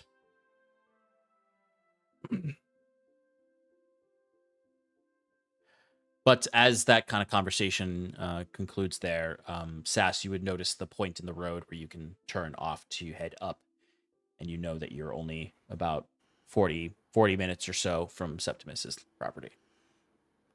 Less than an hour, everyone. It's at this point that the carriage, it's so cold that the carriage is not really providing that much warmth either, other than sort of the latent warmth of your bodies. As the snow has started to fall more, to the point where even with the sort of like wispiness of Ilyvanya's snow, it's starting to accumulate. Once it touches the ground, the light leaves it, and it turns basically into regular snow. And it's just slowly accumulating. Certainly, by any of your standards of experiencing snow, not a blizzard that's gonna stack feet and feet and feet kind of thing that this snow will probably melt in the morning sun. But it's sort of an interesting look though going up this road to Septimus's. The trees have started to rapidly lose their leaves in this moment, those that are not evergreen.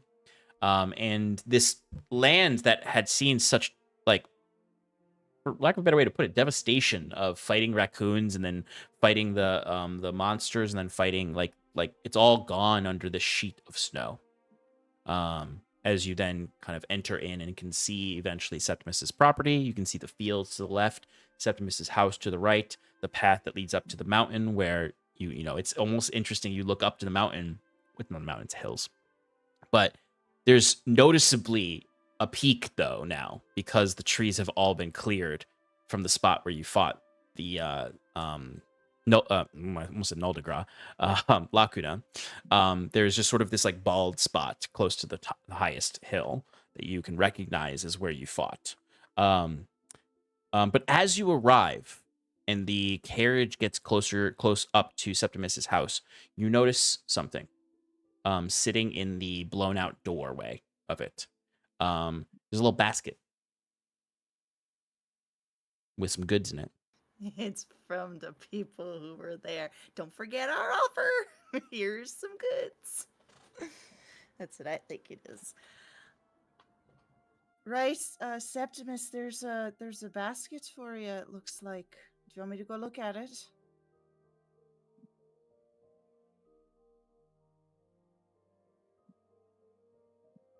You're muted. Sorry. What the devils is it now? I'll just pull up close to it. I'll take a look. All right. Careful, it might be from Mr. Greaves. Or fiendish fun. That's what I'm hoping it's not. The latter. Septimus, once the carriage starts, he'll kind of hoist himself up. Mhm. And I ask Sal, like, give him an arm so he can get down. Yep. And trudging his way to the... Yeah, and the entire time you're trudging your way to the porch, Sal is walking behind you, and his hands are out like a concerned like child with their elderly parent who might fall over, just like spotting you almost as you're going. Yeah. Like I'm on a bike with training wheels. Exactly. over. Yeah, exactly. Like a parent walking behind their kid on a bike for the first time. You start to notice things as you walk up that have changed over the last few days since you left last. Because it's been quite a few days since you've been here. Almost a week, I think, if not a week at this point. You see the basket, but then your eyes drift and you start to notice there are some repairs to your house. Like very mild ones. Like someone's starting to rebuild the like frame of your house. And you notice that as you peek through the blasted out front door, you can see that there's a loose frame on the back that is covered in sort of like tarps of leather and other things, and a very, very rudimentary crafted back door.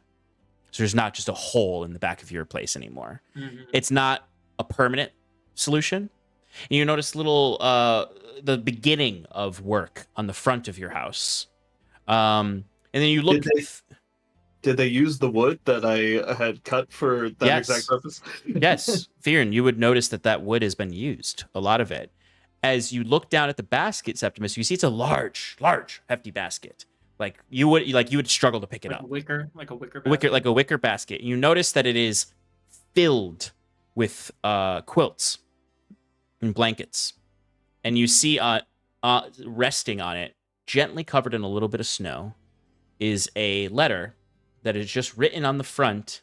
It just says, Lil Seppi.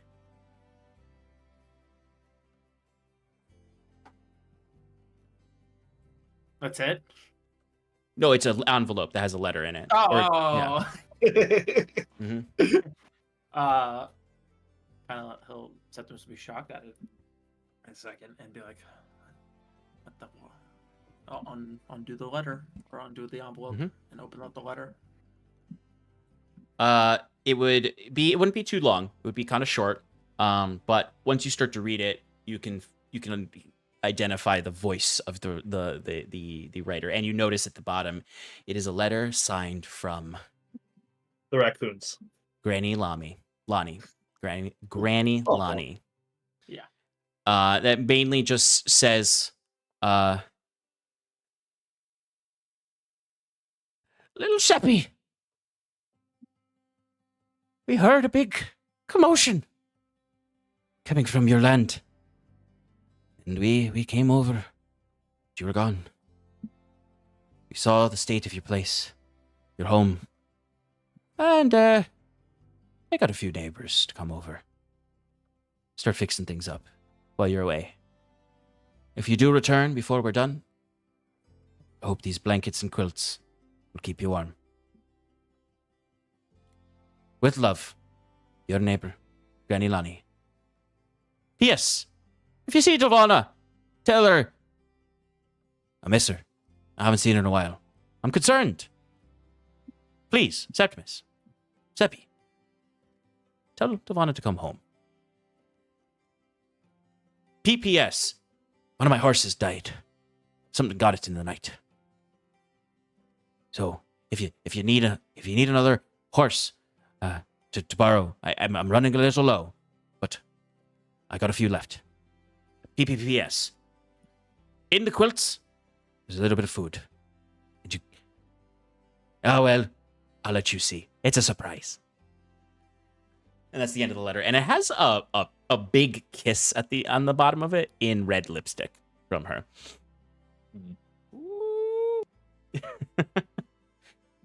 If you open up the quilt, there is food stock in there, and you'll notice a pristine jar of Avenarian voidberry jam. Yeah. Hell yeah. That Granny Lonnie smirk coming aside, in.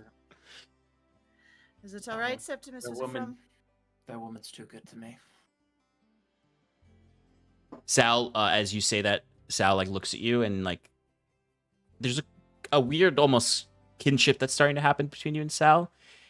His face is emotionless.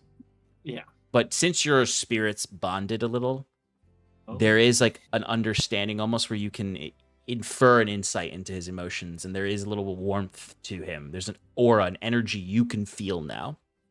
As he immediately grabs one of the blankets and lifts it up in the air and just starts to look at the different patterns on it, the complex patterns. And then you notice him look around very sheepishly, as far as you can tell, and just sort of wraps the blanket over his shoulders, almost like a cloak for a moment, and heads inside. Acting again, unusually, like from your past, he is starting to do things on his own without you ordering to do things, as he is essentially given himself a little child's cape with a blanket and walked inside as if to just be like, we're home. I'm going to go inside. It's a gift from my neighbor, the one I introduced you to when we first met, the old woman, Lonnie. Oh, that's lovely. Yeah. Take a blanket, as I'll gesture it off to Jaquet, because he's the one that's like shivering. Oh, perfect. He mage hands one over to himself and wraps it around the mink. Is there enough for everybody? Plus, There is. There's enough, and there's extra. Okay. I want to take the most colorful patchwork one there is. You're gonna have Absolutely. to rip it off Sal's back. Yeah, I will. I'm going to, yes, I'm going to yes and that. Absolutely, Sal has the most colorful one right now. Yeah.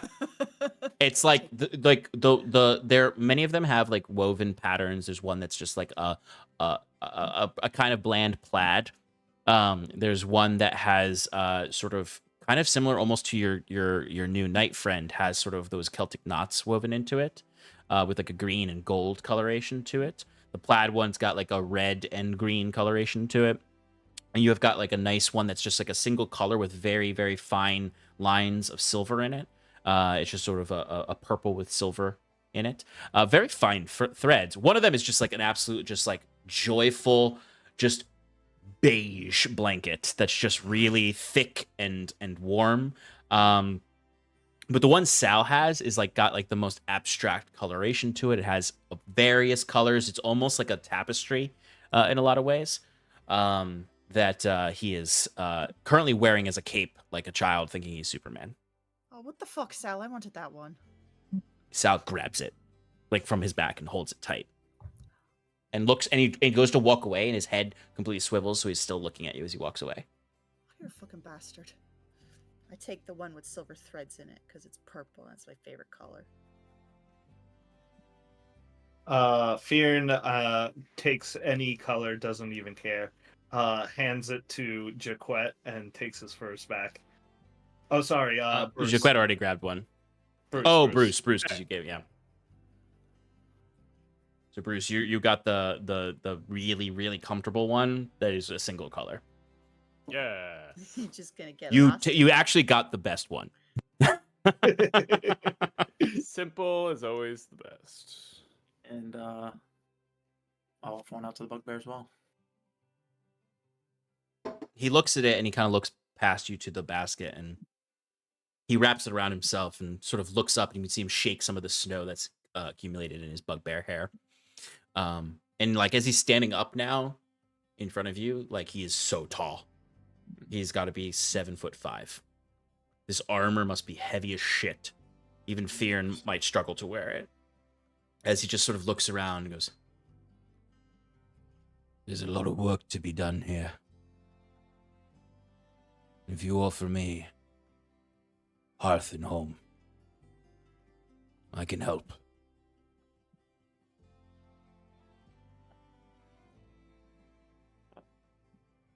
That's kind of you for to offer. Well, I can always use more help. It looks like I got some kind neighbors to help out. But I'm always welcome to have a little more. If that's all you ask is some shelter. Lord knows, well, not Lord, excuse me. Machina knows that this place has more room than what lot that we have here. I can see. Go ahead. So I can agree to that. He looks at you and he smiles a wide smile, and you can see some of those. You know, he is a goblin. He does have some sharp teeth in there that you can see sort of shining now. Oddly well kept and very clean for someone who lives on the road. But he smiles and he looks down at you and he just sort of gives you not a harsh tap on the back, like a very like gentle, agreeable tap as he looks and says,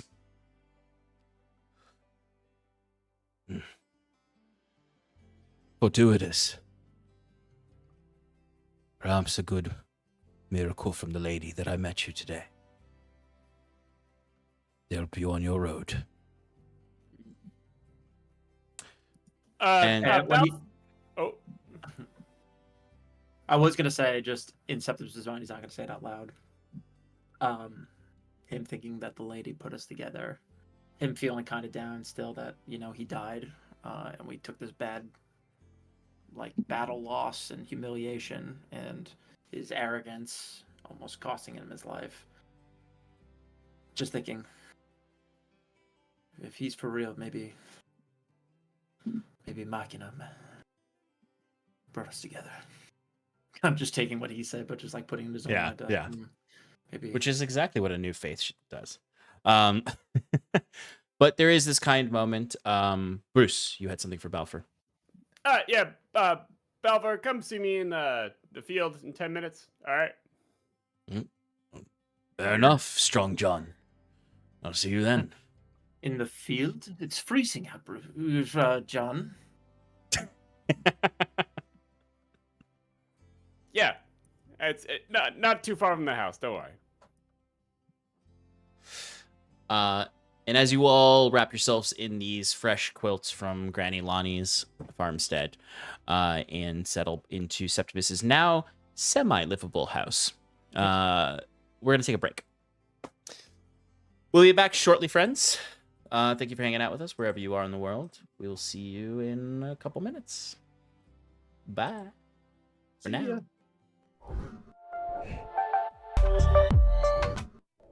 Welcome back, friends, to Adrift in Aldhalor. Our heroes, Iron and Mana, have just made it back to the homestead of Septimus, his farm, and they've discovered a new traveling companion, Balfour Wesley of Rock and Fire, a knight of the hedge, particularly a knight of the sword within the hedge order, who has bestowed upon them some lore about the hedge order's tenants, and is now somewhat agreed to help as much as he can after they've offered him lodging and food and quilts, and healed him a bit. So now where we are is back at Septimus's, where it's been slightly repaired by Granny Lonnie and her other neighbors, as well as a nice gift basket with quilts and it was food. her personally. Yeah, you imagine just her there, just like sawing up. She is a sturdy dwarven woman, so She's a sturdy that... dwarven woman, and there actually is a sawmill on her property where she could have processed some of this wood. She has a much larger property than Septimus. You didn't have to say much. Wow, getting showed up there, little sippy. It's not much larger. It's only 3 times as big. Yeah, just to remind you all, Septimus's farm is 40 acres of land. Her farm is a little bigger. Septimus does have a processing scrapyard in the back, but it's not. It's more for his experiments than it is for processing wood and stuff. And in the part of the cliffside is technically his property. Okay, so the snow is falling all around you as a blanket covers the land. The snow itself alight as it falls, glowing with the lights of Ilyuvania. As you all enter into the home, and it's approaching 7 o'clock. It is basically nighttime. There might be a little bit of duskiness to the sky, but it is dark now. Bruce has asked Balfour to meet him out in the field. So yeah, he'll come back. He'll come out through the house and he'll witness Bruce's tower. It's not Galder's tower. It's Bruce's tower. And Bruce will just look. Yeah, if you go through here, 2nd floor, there's a nice washroom. You can get yourself cleaned up. By the lady, this is You the might- nicest the place door's I've a stayed in little- years. Tiny for you, but it's bigger inside. Yeah. I'm used to small entrances. I can make my way in. It has been quite a while since I've had a bath. Yeah, well, take your time, enjoy it. Yeah. Thank you, Strong John. I appreciate it greatly. You're welcome. John's my middle name. Bruce is my first name. You can refer to me by my first name if you. Of course. Bold Bruce, a strong companion. I'm not that strong. And you see, as you say that, he like kneels down in front of you and puts a hand on your shoulder and says, "Don't underestimate yourself, Bold Bruce. Strong John. You helped a stranger on the road. There's greatness in you." That wasn't me. That was Saskia. I appreciate it. Balfour. You seem like a great guy. As Bruce just puts his fist on his chest. And you see, he puts his fist on your chest in response, and his fist is basically the size of your chest. Go enjoy that bath. I shall, Bold Bruce. And fight your bravery, Strong John. And he quickly opens the door and squeezes in. And you just hear behind the door like, "Oh, fabulous, exquisite, beautiful, stuffy. Oh, I miss the sky. Oh, I miss the road. Best get clean quickly." And you hear like heavy steps up the stairs. But yeah, you all can gather back in Septimus's house. All right, guys. Order of business. It's a little cold in here. We should get some firewood going. Feed the fireplace. Sure. I'm on it. Thanks, Oh, dude. good. Fyrn's on it. Okay. And Jaquet goes next to the fire and just kind of huddles. Septimus, how you feeling? You're walking now, but Oh, I'm still a little bit tender in the wounds, but just still trying to recover. Why? What's the matter? You seem quite off. Why is everything? You seem suspicious. You giving our companion different name? I wasn't sure. I'm just skeptical. Picking up strangers after being in hiding for so long. I feel like I got to be paranoid of who we pick up, who we talk to. We've got to. I mean, that person could be anybody. You've Fair seen Jaquet point. use his silver tongue against other people. It's true, Play a but I think we disguise? would know. I mean, that man just exudes honesty in Yeah. one of the most disgusting way I've ever seen. But like, what's his goal? Everybody's got some motivation behind it. It seems fake. It seems very cartoonish, like a child. You know. Cartoon, I'm not familiar. Bruce, they don't get the funny papers in Alfdal. Oh, Believe it or damn. not, Bruce, some people just really like helping others. Makes them feel good. No, but Bruce does make a point. We should take the rose-colored glasses off and be a little wary. But I hate Mundogs. I mean, the only reason I felt compelled to invite him is he claims his edge paladin and killed it. I mean, the beast was dead. The wyvern, he killed it. I mean, I'll take his word for now that he did it. Hopefully for good reasons. Also, where did those children come from? They were just in the middle of the road. We're close There's to Gold. homesteads all over the place, Bruce. Yeah, It's but like, I don't know. Who lets their children out that far? everywhere. Not much- They don't I mean, go out I used to- very I- far from my homestead. Well, it's a little different. Clearly, you didn't Not have a much good to do. childhood. I didn't. I Oh, typically Jesus, now you sorry. would wander the road. Would wander the road. Just there's not what I mean. Growing up, not much was dangerous. I'm actually surprised. Actually, now I have to think of it. The amount of wyverns that have been in this area. That one that he's just slain, and the one that we ran into coming back from Billowgrass. Regardless, your point is taken and noted. I think everyone should just keep an eye out for anything that seems suspicious. But for right now, he seems to be a good man. But if you give evidence otherwise, I'll take your word for it. He seems fine. Just I don't understand his motivation. That's all. Is it so hard to understand just wanting to help others? Yes. Without personal gain, yes. Really? Wow, a kobold after my own heart. I never thought I'd see the day. At least in this area.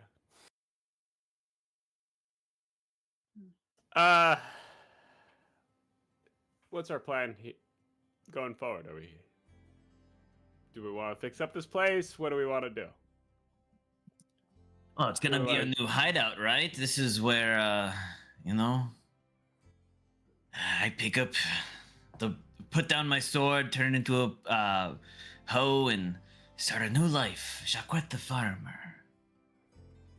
No, if you're talking about right now, I'm too exhausted and still recovering to do any work now. But in the morning, I definitely will be heading over to Granny's house and thanking her and the other neighbors that chipped in to help us find the best way to repay them.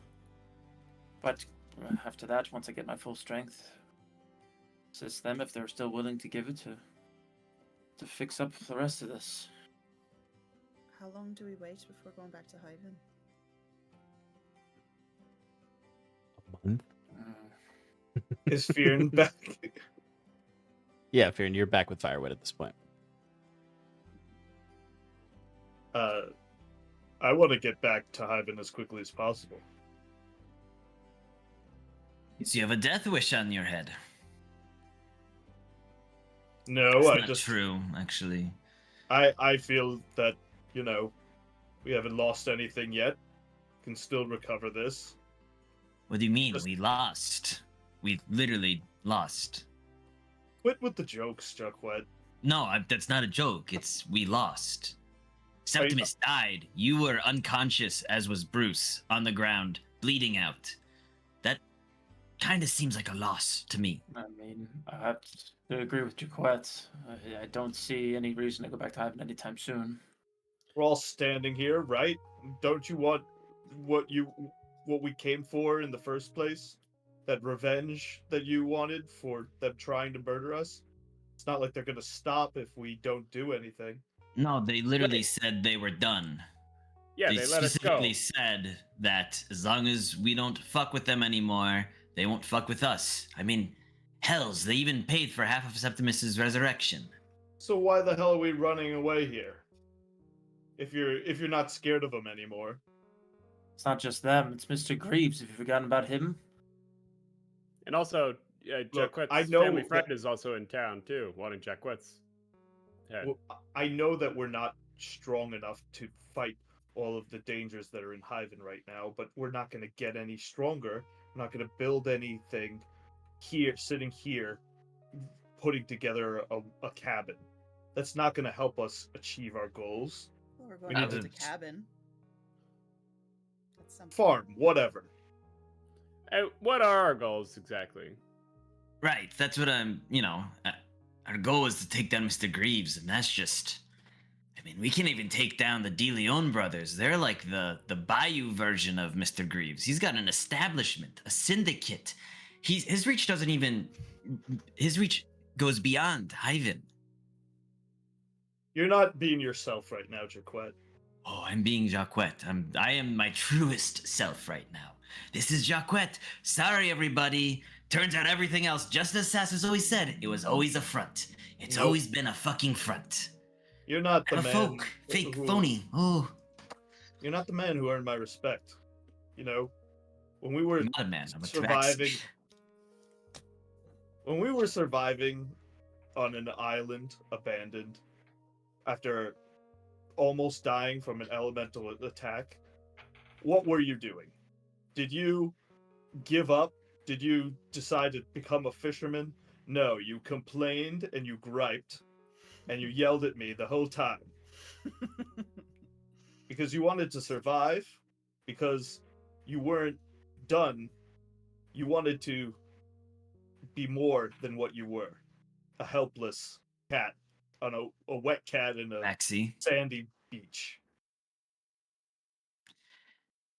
I see your point. That was, as you I said, know- survival. This isn't survival. We tried something. Isn't it? Like I said, it was a good run. Iron and Mana. I really saw a lot of potential, but Isn't it? we lost, and now it's just time we go our separate ways, you know? Like I said, I'll go up to Ezra, the capital. I'm sure it's a lot easier there.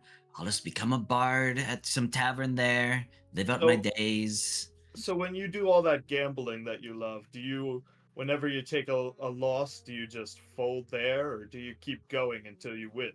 Oh, Fyrn, I don't lose. But you Well, just have you lost. ever spent anything, well, more money, more time, more effort on anything in your life, more than Iron and Mana? And at this, Jaquet, for once, is left not necessarily speechless, but Fyrn has pushed him into a corner where he now has to think. Good He's job, like, Fear. More time than. Well, I mean, I guess technically when I was running with the Jacobins, but no, that was easy. That wasn't really any effort. Running with the who? Jacobins, there was a gang that I in Domuzerum that I was with for a short time. It was basically, I just had enough gold to push them around. See, the problem Govless is facing is that he's not used to caring about things. He doesn't realize how much he really wants this. And now Jaquet is just staring at Fyrn, and it's a mixture of like almost loathing at calling him out in this way. Under it, there's also a hint of sadness Hmm. at this realization. 'Cause he's like, I don't. I've cared about plenty. And I don't care. I mean, where's the wine? Snatches the The bottle. carriage. That's sour. Oh no, I always keep a wine on me these days.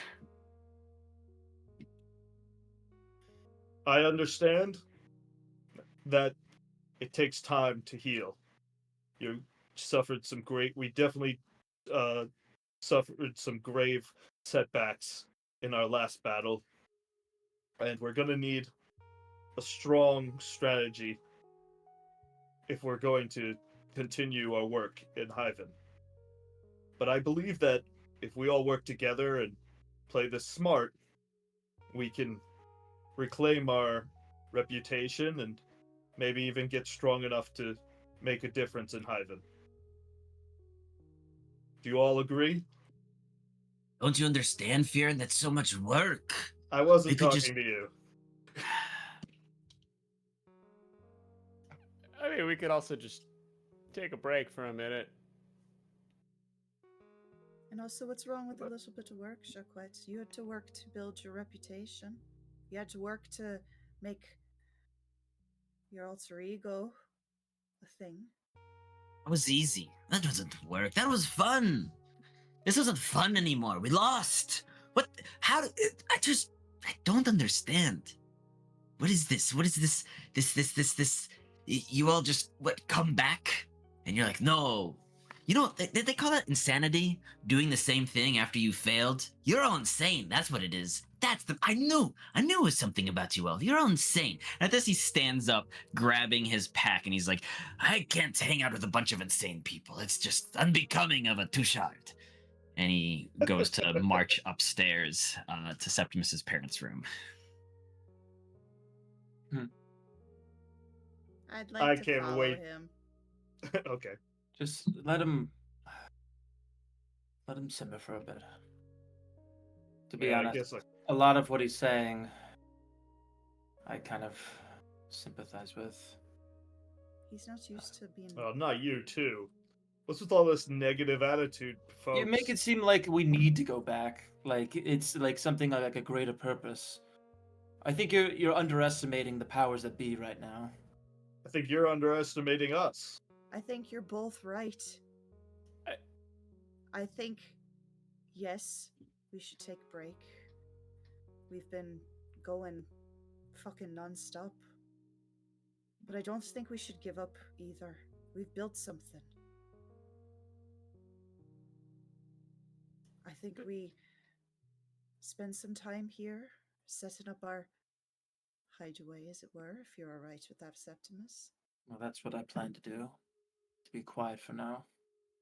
All this building up as Iron Man as hero force. One that nearly got me killed. That did get Saying that you don't think I know what we're not capable with, or I underestimate what we're capable with. Jaquet was right. We couldn't take on the De Leons. No. We have We were Mr. Greaves on our overconfident. head. We have any other unknown person on our heads, being the Hyven's heroes trying to take us down. And now on top of it too, Roland or Ro, an extraplanar devil, has his sights on us. How do you plan to take down a devil, Fyrn? Wait, Never see. I mean, if sorry. the spirits want to take us down, doesn't matter where we are. But if there's no sense trying to solve problems that are beyond our grasp. But I believe that this problem, the problems in Hyven, we can do things to make them better for Yeah. everyone. And to Sass's exact point, we can, but we don't need to push it. We could just relax a little bit, reassess, We and were overconfident. make a rational decision going That's forward. And that's what I'm trying to get across. So I'm not ready to give up. Not when I'm so close to spreading good word of Machina. But I need to think. You're right as far as we need to think about how to correctly do this. And I don't think going back to Hyven immediately is what to do. So let's try farming a little bit. Well, I guess not now in the winter, but No, At you're least- not going to be growing much. well, we could start with the building at least. I'll do it your way for now, as seems like we definitely need time. But I do think that we need to at least communicate with the Commodore. Let her know we're still alive and that we're willing to help. Sure, I could smoke my pipe and let her know. Very well then. And I start the fire. Absolutely. and it's getting late. The fire starts to warm up, and shortly after your conversation there, as Fyrn is getting the fire ready, you see striding across the lawn from the tower is a very clean Balfour, in very simple, almost ascetic clothing, with the only decorative part really being a tabard with the same green color as his cloak. But he does have wrapped over his shoulders the quilt that was tossed to him. I like to imagine you gave him the plaid one. Sure. And he comes over and like his hair is so smooth. Like actually being cleaned, like he had such like road muck all over him that he looks like a brand new person almost. Yeah, he's half as big as he was before. Yeah, he's slightly his silhouette is shrunken a little bit. He still is tall, but he's lost pounds of dirt off of his body. But he comes over and he just has like and this might feed into Bruce's neuroses about this, but he just seems to always have like a very subtle smile on his face as he's walking in now. And he looks to you all and says, "Oh, excellent. A fire This is me, going. wet. You've got a fire going. Good. I'll go start dinner."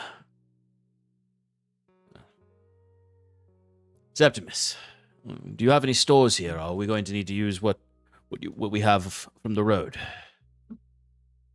Oh, we had some gracious. We had a gift graciously given to us, some supplies here, but we did bring some provisions as well. There's not much that was left here from last time we left, but can't willingly good have a guest of my abode cook for myself. I know it's my kitchen. I insist. Please. Nonsense, Septimus. As I said, I owe you for your graciousness. And if I'm to be part of this, I'm here to help. At least for this first night. Let me cook for you.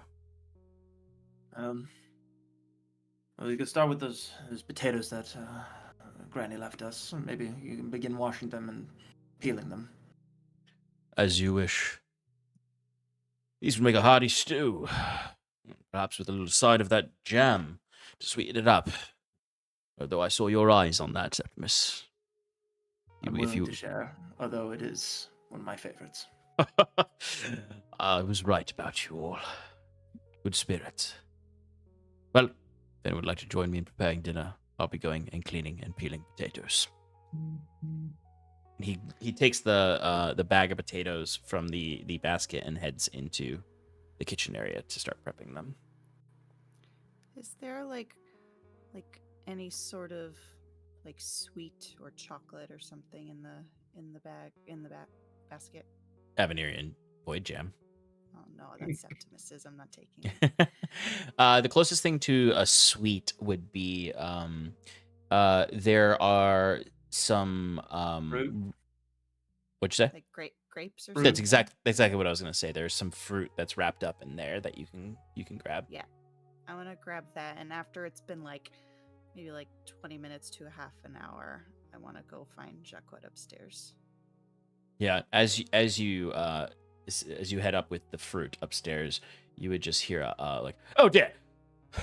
as you look over and Balfour is like sucking on his thumb as he's cut his thumb while peeling potatoes. "I'm so sorry, Septimus. I've contaminated the potatoes. I think we need to wash them."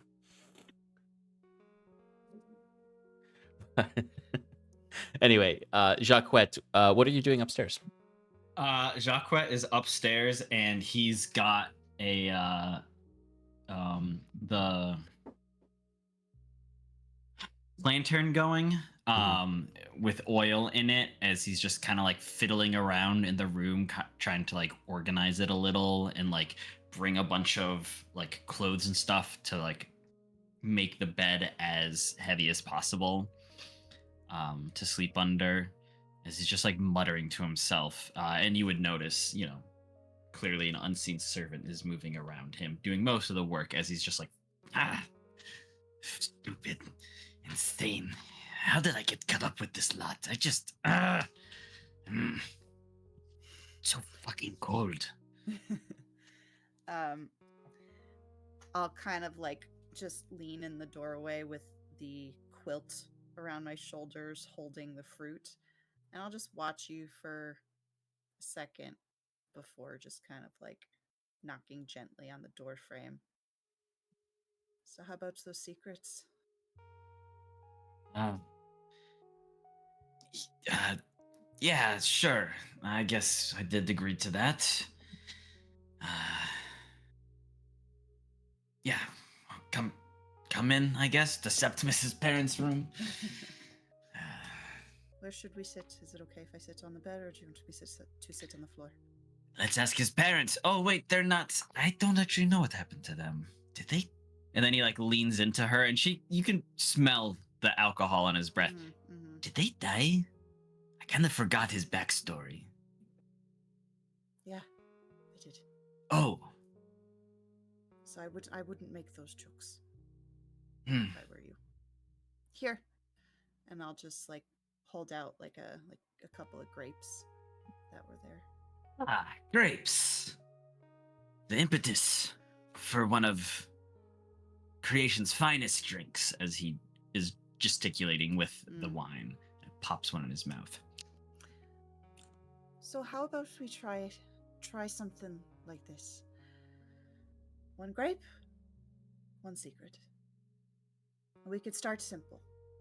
I thought we were trading secrets. Yeah. Like, So I'll hold up a grape.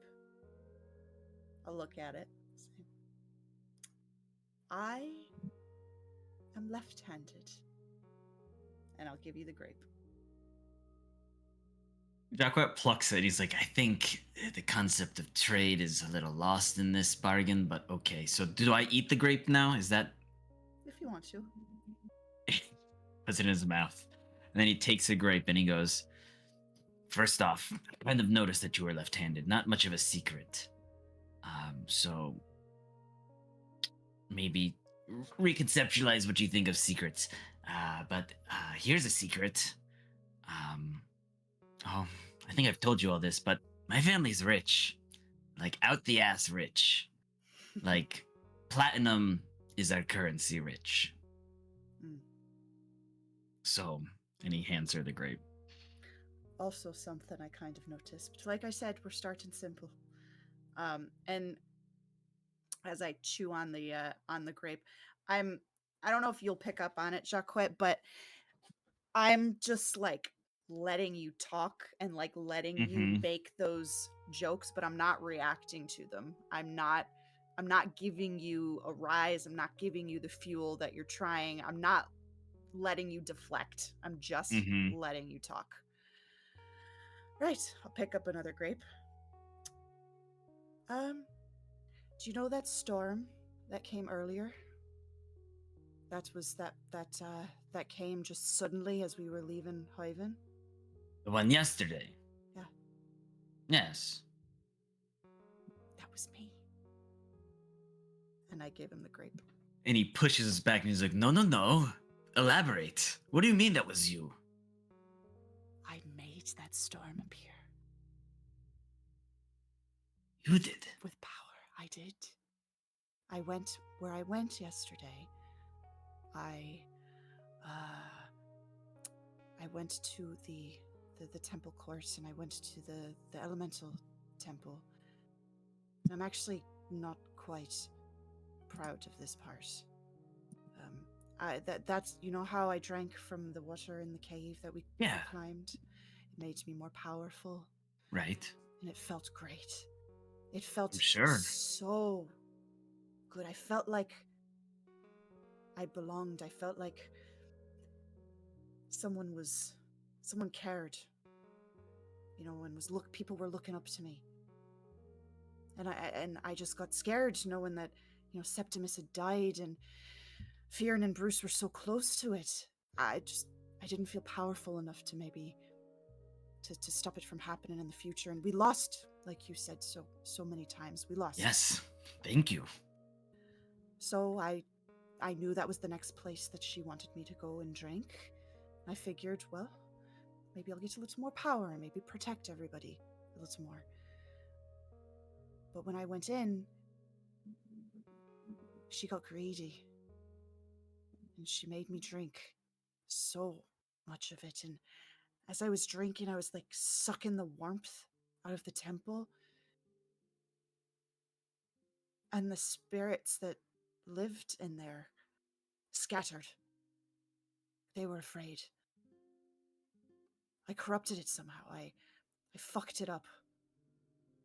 I didn't think that was going to happen because when I drank the water in the cave, it was fine. I felt unstoppable, so I just needed more.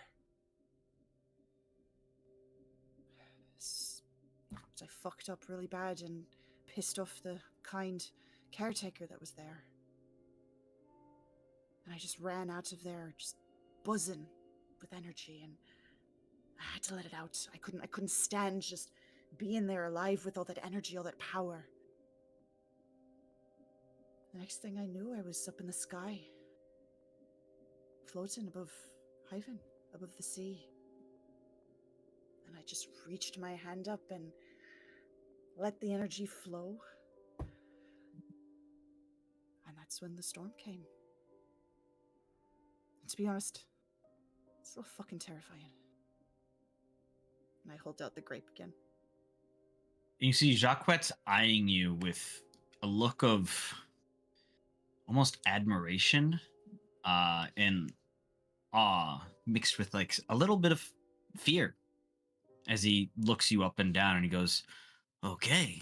And he, with his claw, he plucks the grape and then brings it, hops in and goes, not really a secret, Saskia, but your patron's a mean bitch. Yeah.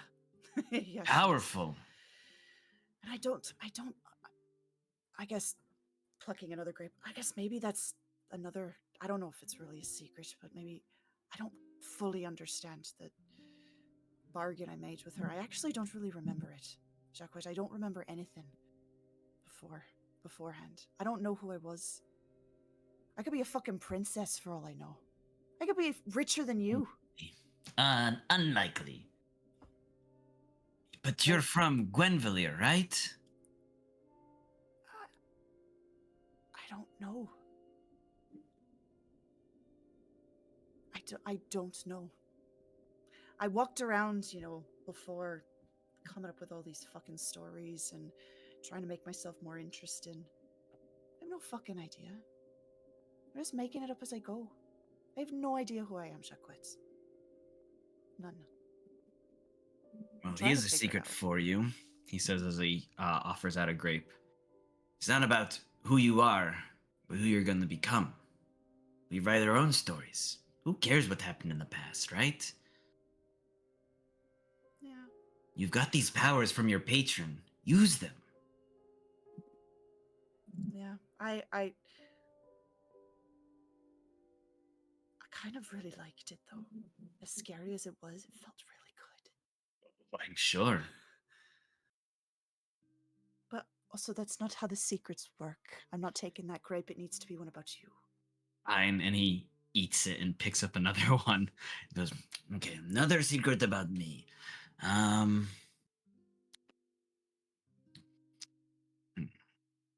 Well, you know I'm LaRue. That's not much of a secret. Did a piss poor job with that. But you want to know a secret? I do. I'm not the first LaRue. You're not the first? What do you mean you're not the first one? It's not my name. I took it. And now, from who? Oh, I think that's a different secret, He says as he offers her a grape. And as he offers that grape, we'll cut away for a moment as the two of you lean in to these fun secrets now. And downstairs, Fyrn, you're stoking the fire. Bruce, what are you up to? Bruce is actually going to go to Septimus's workshop. Okay. While Bruce walks over, or Strong John walks over to the workshop, Fyrn, what are you doing? I think Fyrn is just a little besides himself because he is feeling very antsy. It's the sort of thing where, he probably sits by the fire for a few minutes and then, decides that he wants to like get some air, and like even though it's like freezing cold, he's like sitting out there like full plate armor and his wool's over him, and he's just like sitting at the front door, like looking out into the cold, like just keeping watch as if he was like on guard duty. Yep. And Septimus, what are you doing? Helping make dinner. Okay. Start with Bruce. What are you looking to find or do in the workshop? So Bruce is initially just gonna like get to Septimus's workshop and then just like exhale for a second, just like I need like this calm space where a workshop is very comfortable to Bruce. Yeah. So it just a little separation for him. Yeah. I would say the mentioned- sound like sort of like quiets when you close the door behind you, and you're able to sit there and just take in the workshop. The tools are all around you. Even like spot like a little like dried bit of Septimus's blood left over from the surgery here, and just like, but it's still like there's a stillness in this room. The tools don't talk back to you, and there's a comfort there. Right. And you can see probably some of the aftermath of some of the raccoons try to get in, and Claw marks, Yeah. a few like displaced areas. Reminiscing of Bruce's first time here. No, I think at some point Bruce is going to create some space for himself, and he's just gonna like dump his bag of goodies. So Yeah. he's gonna just get all the scrap metal out. He's got some spider machina that Saskia salvaged for him, and a bunch of other stuff that he's gonna just kind of spread out and just assess what he has, because he's been accumulating a bunch of stuff. Yeah. I bet this is kind of like that, like a montage of like anyone who's like gathered the supplies and then just starts to like dump them out and organize them, and like looks over them and is just sort of like, all right. Yeah, even like That's the lead what box. Saskia does. Lead boxes in the corner. Mhm. The statue, little clicker statues out there next to his little black cube. Mm-hmm. Yeah, and he's got his little magic Tupperware on one side with all his cookies from Grammy. Mm-hmm. Yeah, and that's kind of what he's doing. He's just kind of reorganizing, looking at some stuff. He might at some point also walk outside and send the Commodore a quick message. Okay. Maybe we can approach that in a little bit. Yeah, perfect. But is there anything else you want to do besides that? I'm just gonna say he's just kind of glancing over everything right now. He's not gonna do anything yet. Okay. Yeah. Septimus. So as you're sort of preparing dinner, there were some truthfully, thanks to the cold, like Granny Lonnie did leave some wrapped up portions of meat, so you will be able to have like a good protein with this. So I imagine it's like the Balfour is just like doing whatever you tell him basically while you're cooking. He's just like, do you want me to chiffonade the carrots, or would you prefer them being heartier chunks? Just wouldn't trust you. Septimus will at first kind of like answer him, be like, no, the bigger chunks so people would like. And I'm assuming he keeps on like asking these questions. So eventually, where Septimus is just getting tired, she's like, just use your best judgment. Spiralize everything. And it's funny because the thing is, Balfour he's this tough knight, but he also likes to show off the worldliness he has of having traveled as a hedge knight. So like as you say chunks, he goes, I learned the term chiffonade in my time in the capital. But chunks will do. Chunks will do. But eventually, though, he like you can see him like peering out the window and seeing Fyrn kind of outside. Mhm. And he looks at you and he says, Septimus, some of your, I don't mean to pry too deeply into your dynamics, but your friend outside, the man from the north, he seems greatly dissatisfied.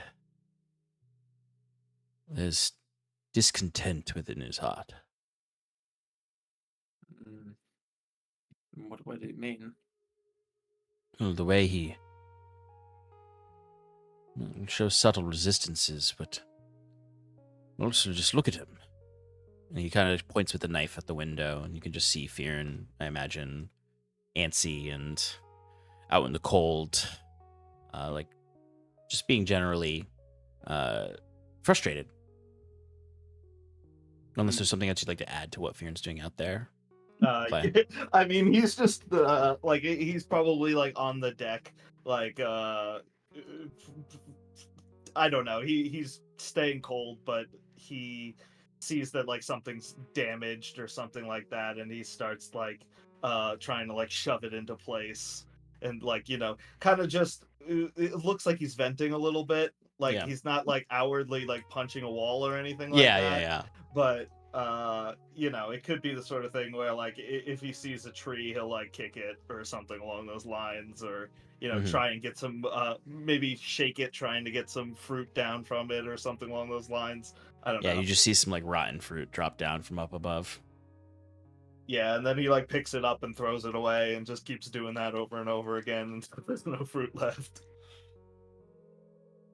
Septimus, to him saying that, kind of stops whatever he was doing, cutting or whatnot. Kind of just looks out there and has this moment where he's thinking, like, even though, like, superficially, most of the party doesn't really, like, know too much about each other. I mean, we have a basic understanding. Fyrn is definitely the least for Septimus. Because, like, Jaquet is like, oh, fuck, he just found out that, and he's, like, super wealthy. I thought he was just some prick that wanted to explore Aldhalor. Sass, but she doesn't even know her own backstory, and Bruce just wants to build things. But feeling like in this way, he's just like, I have to say, I've been traveling him for so long, and you are right. There's something that's unfinished or incomplete with him. I know he had mentioned a sibling. Somebody that we came across during one of our adventures. Seemed mad a bit about that she would potentially know where they were.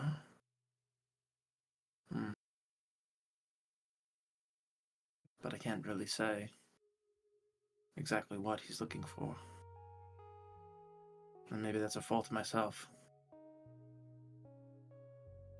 Probably get to know the people I'm going to be traveling with a little bit more. I don't mean for it to sound like a critique of your friends and your companionship, but speaking as one who travels the road alone and has felt the loss of that loneliness,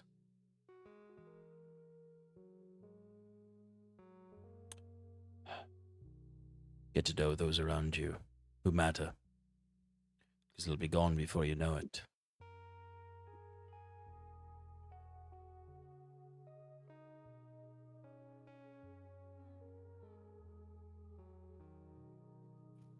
Especially those who you wish to have your back. As you all seem like the type to defend each other.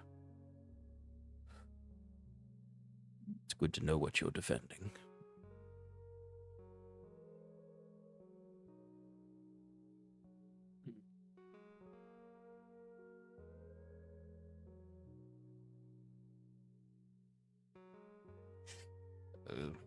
These stalks of celery. Just chop it, roughly, or would you prefer a finer chop, or quarter inch, 2 inch? Yeah. Right. Whatever. I trust your judgment. I appreciate the freedom, Septimus. All right. And you see he like clearly is like going in for like a type of knife cut that he doesn't actually know how to do. He just saw someone do once. He's just Yeah. all right. And it's not working. It'll still be fine for the stew, but like he presents you like a really poorly like done fine chop of celery. Yeah. Mm-hmm.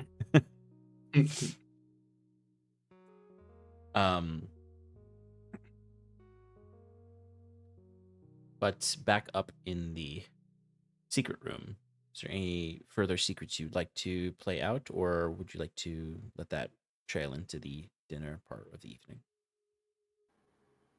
I mean, I want to know the story of who we took it from. I guess that's the question. Is Jaquet going to share a longer story there?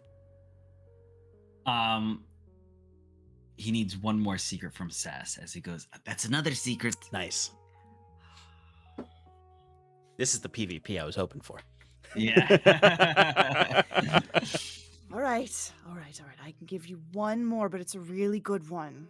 Okay, I need you. Okay. I'd love to know this story, Jaquet. And I won't tell anybody else if you don't want me to, but I really. Eventually, my story will be plastered all over when they sing tales of Jaquet Touchard. For whatever I end up doing. As he makes that proclamation that you can see how red his teeth are from the wine. Ugh. I pick up another grape, and then I I kind of like cup the my necklace, the amulet on my necklace. If I'm not wearing this, I don't have powers. It's all in here. So I can't take it off. Like really, I can't. I mean, if I physically can take it off, but if I do, it all goes away, and that's. I don't want to take it off. Taking it, he goes, a free secret. Do you remember when we first got rescued? I was this close to taking it off. But the little shit Dragonborn was looking at me. I felt self-conscious.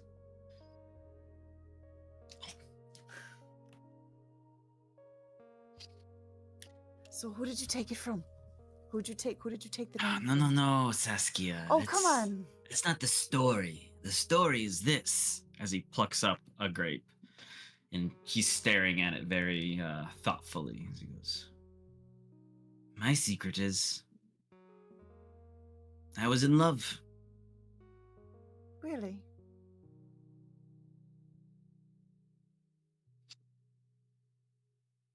Was in That's love. lovely. And she used me. Oh. And That's he not was just lovely. there. And together, they sent me packing out of Domuzerum on that airship.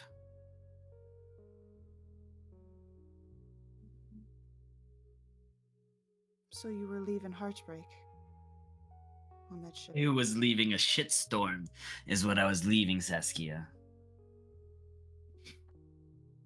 But heartbreak was part of it. She worked me over something good. We met at a bar, you know. I don't know what name I was using at the time. Maybe it was a meal or something like that. And she starts talking to me. I was spouting off nonsense about, how the upper class and all this, and it really vibed with her, I think. And then he eats the grape as he goes to get another one. Yeah. And then, we started talking, and we would meet at the bar every week, and eventually, I felt a connection. And so I told her who I really was, and that's where she got me. She really played it up good. She really made it seem like, oh, Jaquet, how could you have lied to me? And so I should have known. You lie to someone like that. Why would they stick around? But she did. And eventually, she got me involved with these guys, the Jacobins. They were like, oh, let's go after this new merchant. This new merchant by the name of Matthias Touchard. And here I am thinking, oh shit, that's my brother. I work there. So whole plan. I was going to break in and do some damage control. He has a big safe, but that's not where the valuables are really kept. There's just some coins that's insured. He can lose that. So I break in like I often have when I forget my keys. I lead them in. I crack the safe, and I turn and I expect to see them all elated. But no. What do I see? But Samari. That was her name, Samari. Walking in with one of the biggest criminals of Domuzerum, a dragonborn named LaRue. Turns out they were sleeping together. It was all a job. She was to get me to break into Matthias's. They knew that the vault wasn't where all the money was, and I Fell for it. Yep, like a fool. I was tricked by love. There's a saying I've always enjoyed. Love, it's a serious mental disorder. That's all love is. But luckily, I'm still a quick-witted individual. Matthias has backups. I was able to activate the alarm, and in the confusion, I slipped out, taking some coin for myself. I assumed he would be okay with it. Took it for myself, purchased the ticket, and that's how I ended up on that airship that you and Fyrn blew out of the sky, which, please, that's no secret. You guys were responsible, at least partially. No, I mean, fairly fucking entirely. And I hold up the now empty bunch of grapes. Oh, sorry, I think I ate all of those. No, that's quite all right. Your secret is safe with me. At this, he raises the wine bottle and then offers it to her.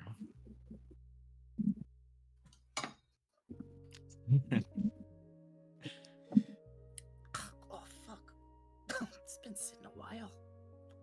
A little sour, to be sure, but, it does the job. As he takes another swig. And with this final cheers of your secret game, you have learned a little more about each other. As the snow falls outside, a little kobold trudges out to send a message to a Commodore.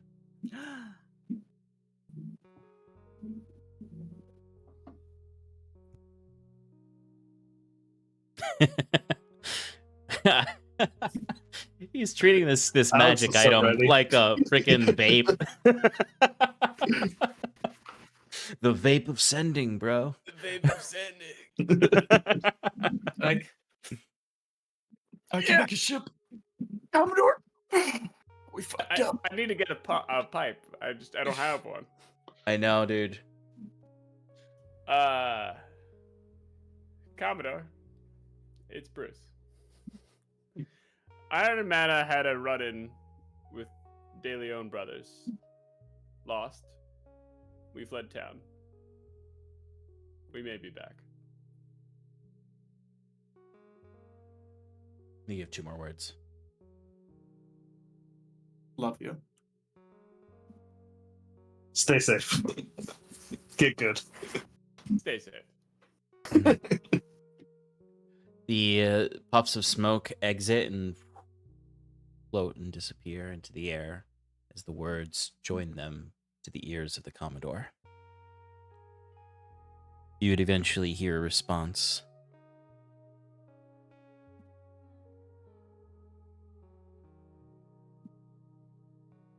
I had heard of a commotion in Cross Alley. I didn't believe the word on the street at first.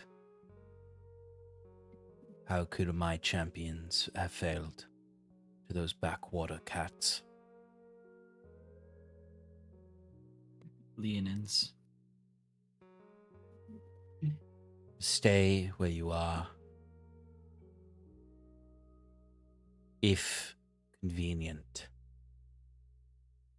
send your location. If inconvenient, send your location anyway. You still have my support.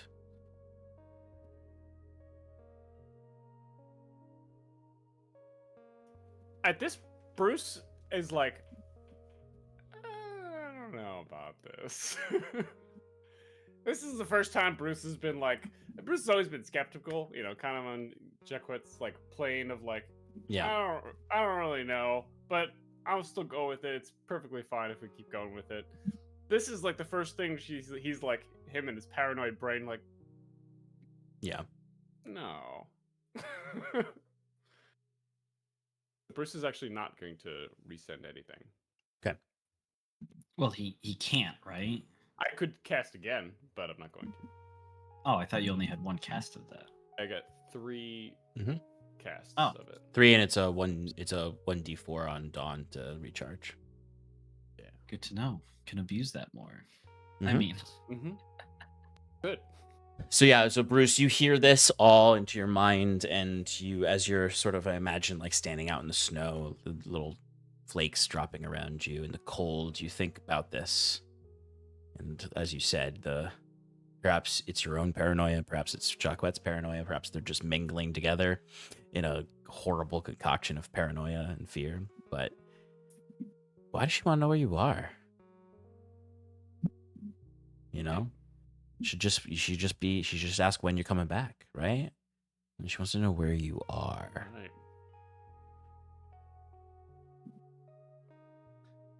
And then you may head back inside if you wish. 'Cause it's getting pretty cold. Yeah. And eventually, a hearty stew is prepped for you all to enjoy for a late dinner of carrots, celery, potato, and some venison, with a little bit of salt that was provided by Granny Lonnie. It's not, a delicacy, but it's hearty, and it'll keep you warm on this evening. And if you wish, you may head to bed. I mean, if we're eating, and I probably saw Bruce outside doing that, I'd probably ask him while we're eating, like, I saw you spoke to the Commodore. What'd she say?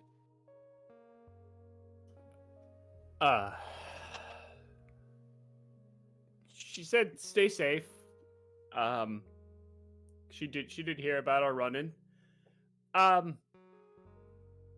Looking over at Balfour, because he's like the new guy, like Bruce doesn't know how much to spill.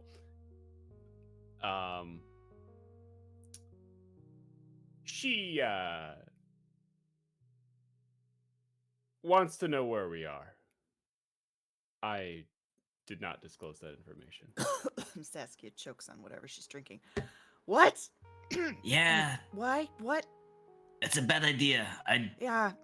do not like that. Just pretend it got lost in the airmail. We can't reply. Female?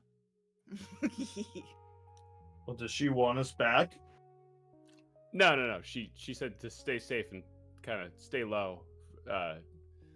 So I don't think she wants us returning too. But she Did wants she to know seem where upset?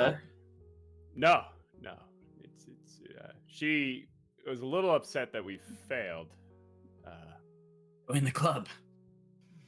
She kind of thought we were That's a little bit more unstoppable. Join the club. hold off on messaging him back for now. Yeah. We're just Oh, that gonna. was the first time because I was expecting her to just berate us. I don't know. Why'd she have to make everything so cryptic? She just told us to return. I would have done so. It's not cryptic. She doesn't want us to return. That's the thing. But she wants to know where we are. It makes perfect sense. We can't trust her. Which she said from the beginning, to be fair. And we've just given her everything. Well, not everything, but a lot. I think this really cements that we don't know who we can trust in that city. Which is why we should get the fuck out of there and never go back. Wow, look at that. I don't know. I think there's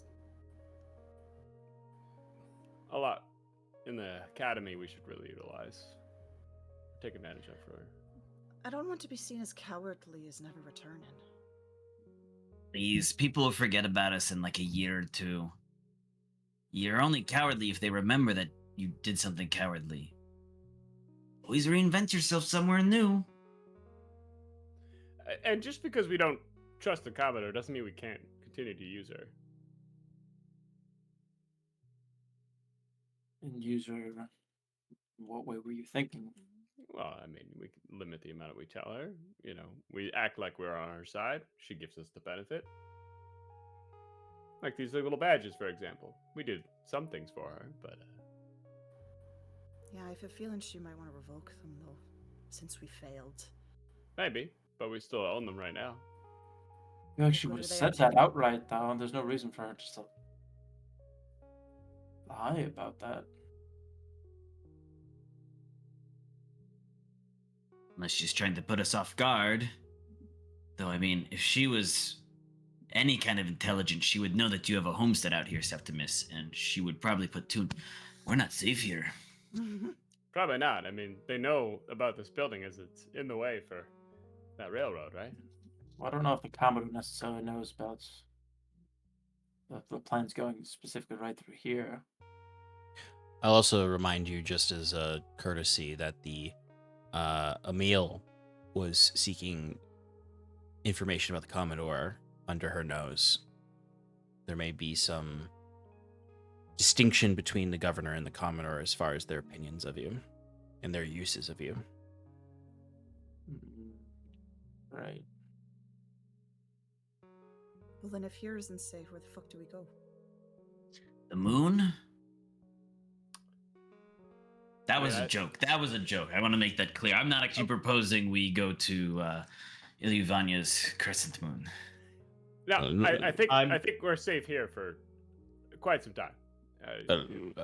Not to interrupt, but being with each other seems to be the safest thing you can do right now, where you consider home, or where is defensible. As I said to you earlier, Septimus, if there's need for help, you've proven yourselves to be nothing but kind. I've not seen anything to the contrary yet, save for perhaps Jaquet's sour attitude, but You go to Blame it on the wine. I will No, but thank protect you. this homestead so long as your kindness is here and I see You should good works in remain it. here for now.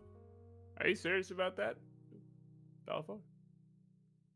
Till you give me reason otherwise. I see nothing but kindness in your hearts right now. Just remember, you're hanging out with a bunch of losers.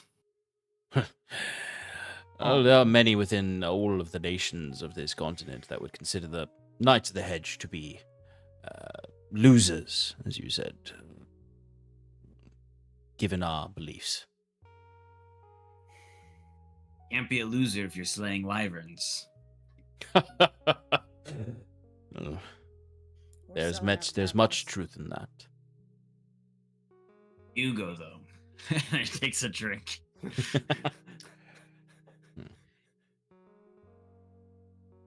But anyway, so long as you show me kindness and kindness to those people who need protection, I will help you.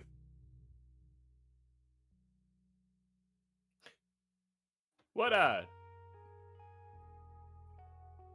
motivates you to do all this? A fair question. Most people are motivated by survival. It seems like you putting the survival of others as a priority over yours. Well, I direct the question back at you, Bruce. What motivates you? Well, first survival. And then building shit. Why do you build? I guess it's satisfying. You know, to create something, work on a project for a long time and see the outcome. It's very rewarding experience. To create something.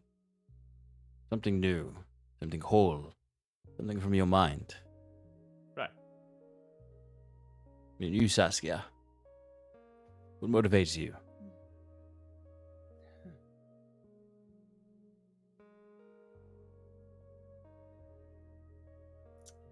At the moment, power.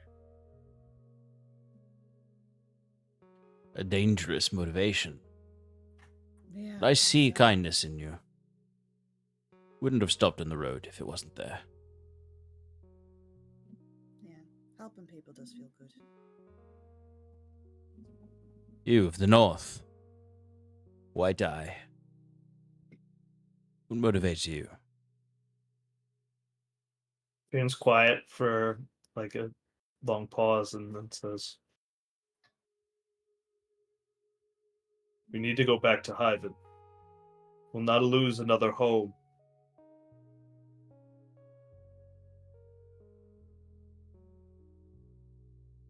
Septimus. You didn't answer the question. No, we did, in a way. Find a Oh. home. Yeah. Roots.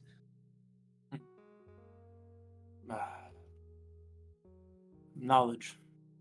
Understand Curiosity. more and more about Makima. An understanding of something misunderstood.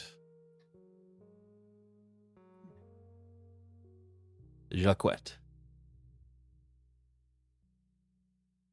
Do you want to guess?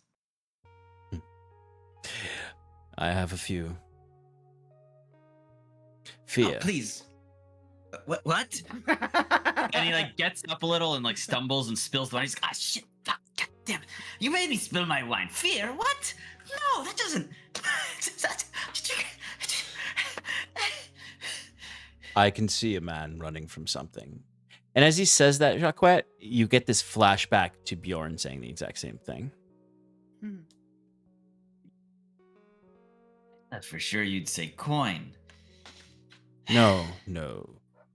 I apologize for overhearing some of your conversations, but if coin motivated you'd never have come here. Yeah, I guess you're right.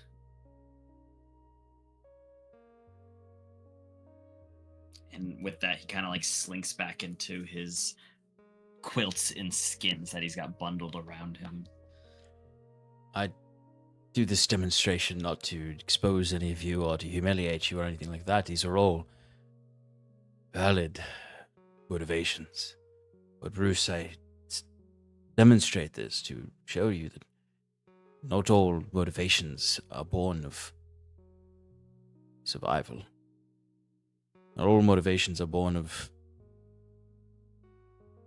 right thinking, even. And at the end of the day, that's what it is to be Allman, to be mortal. Even godly. Is what motivates you, is what is in your heart. Me, it's the smile on the faces of those I can save. That's what I fucking said. And truthfully, moments like this, I pass through your life. And at some point I'll be gone. But I'll have had this moment with you, all in kindness.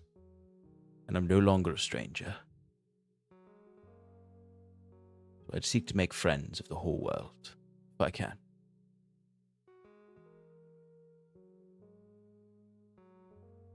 At this, Bruce has a lot more comfort with Balfour. Hmm. His argument makes sense. And with that moment of contentment or potential disruption of your sense of self, you can finish up dinner and find a comfortable place to wrap yourselves in your quilts, or find a good bed, or if you wish to keep it simple, go over into Bruce's tower.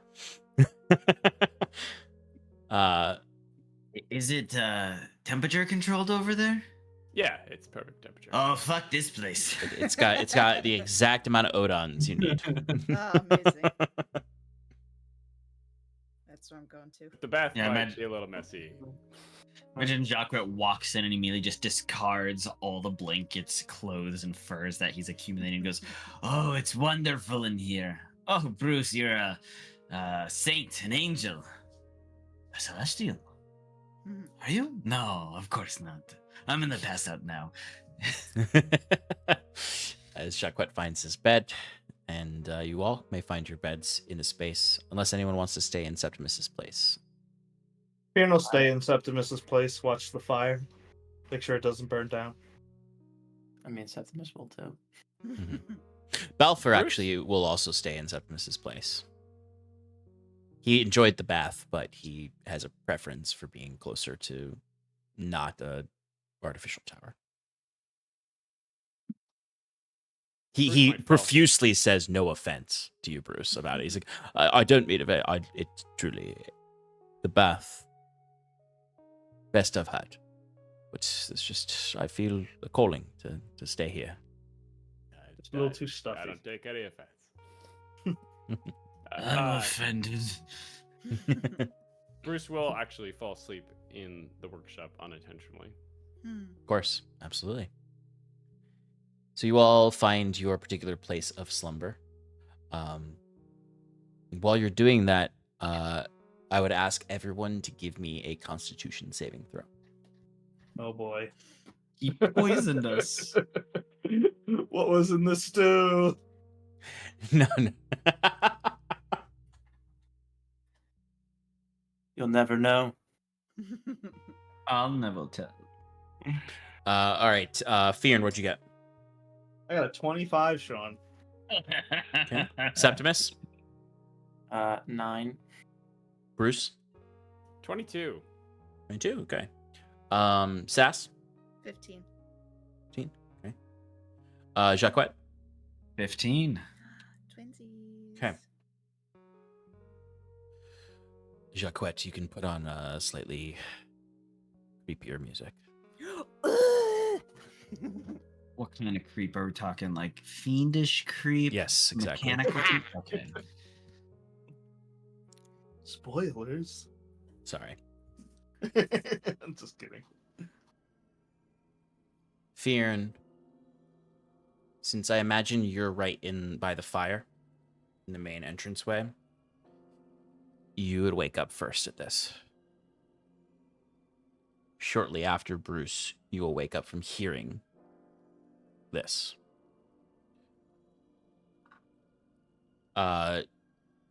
Balfour does not wake up. You might hear him like because he maybe hears it, but he just rolls over in his sleeping bed.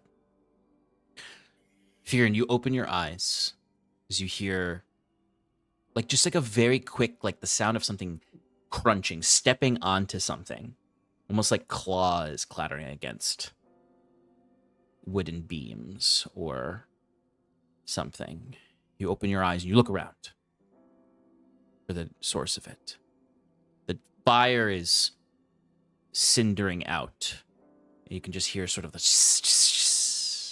of it, almost as if water's being splashed on it or the snow is reaching it. And there's smoke billowing from it, from this. And as that smoke kind of gets in your eyes a little bit, makes it irritated, you sort of rub them and the smoke sort of wind clears it a little bit. And where there was nothing in the corner, suddenly as the smoke, you see a creature with long, long horns curving up above its head. It stands on a piece of Septimus's reconstructed wall, just like a little 2-foot plinth of wood. It stands like this, with its hands between its legs, its knees up. It just stares at you. Its eyes, the only thing really visible of features, this amber color as it's staring back at you. It has 2 pupils in each eye, overlapping each other, as it just sort of blinks them out of sync. As this tail, you can see like a goat's tail is just sort of elongated and whipping behind it as it stares at you. You can see on the ground puddles of black ichor appearing. And out of those puddles of black ichor, these heads start to rise. And they look up, and they're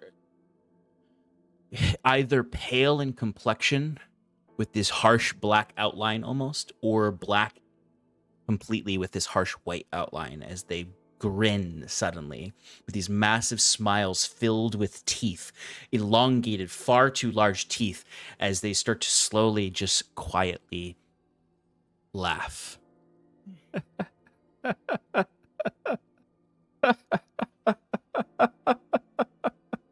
The laugh, this gentle chortle as tears fall from their eyes at the pain of their revelry. Yeah, I summon my weapon. Say, demon, what do you want from us? This is where I say Bruce, that you pretty hear damn that. loud. Oh no. Bruce, grabs his buckler from the workshop table and Your frying pan. and my frying pan. And he slowly opens the door from the workshop into the main house, and just looks down puts his goggles on, and looks down the hallway. And Bruce, you would wherever. see this same horned goat-like devil standing in that way with its hands between its legs, its knees up high, as it just whips its tail. These amber eyes with the double pupils, as you would hear it speak to you, Fyrn. Yeah, I would have said demon out loud in common, but Mhm. the what do you want from us would be in infernal. Bruce, do you understand Infernal? I do not know. Then you do not understand what the demon is saying to Fyrn. Okay. It's coming through as this harsh language that almost burns your ears a little bit when you hear it, like it's singeing. Fyrn, due to your infernal nature, it does not hurt you, but you would understand it to be saying, Dost thou wish to make a deal?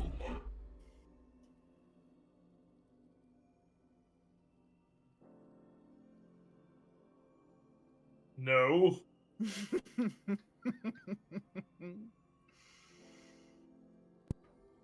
What are you offering?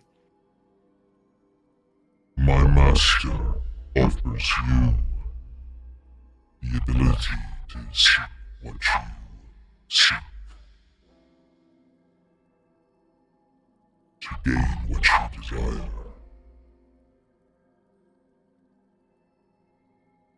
I already have that ability. Your master offers me nothing. In the heart of hearts, you know this iron and mana will fail, as you did before. You cannot bind your brother with them. Dost thou wish to make a deal?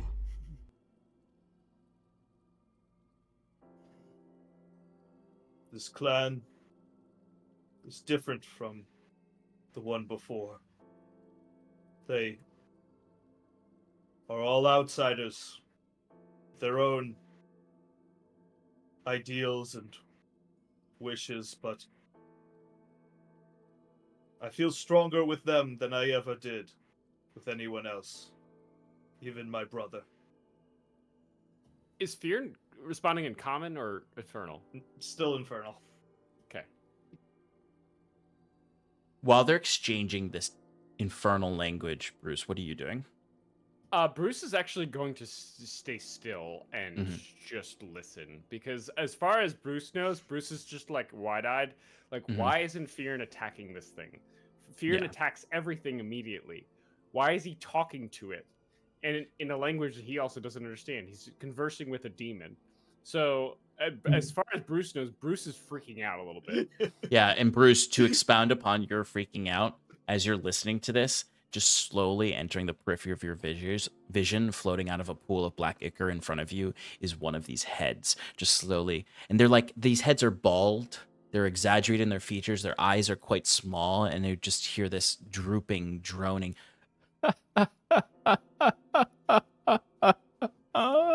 Bruce runs back into the workshop, closes the door, and takes out his pipe. Yeah, and Bruce, you would start to see, though, like, through the door, like almost like a hole would form, and this black ichor would pour out, and a hand would just come out, and then slowly half a face going, Oh, poor Bruce. join us. Join us. Free us. Free us. Oh Jesus. Oh my God. Fyrn will go to finish that thought. Will say to the demon, "Tell me where my brother is, and I will prove to you our strength."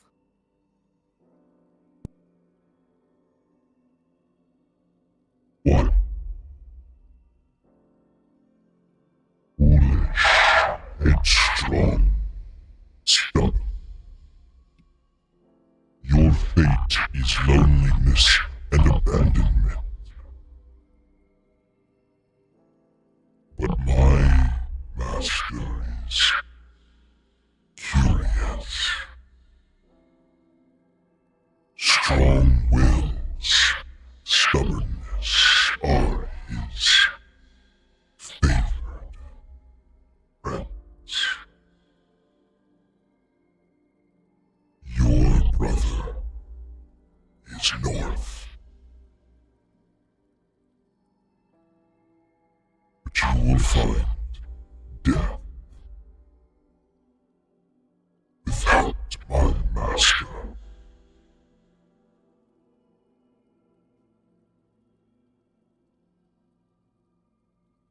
You speak of the future as if you know it.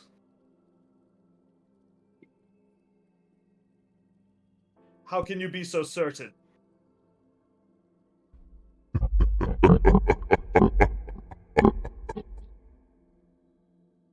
When devils flee hell, it's to be expected.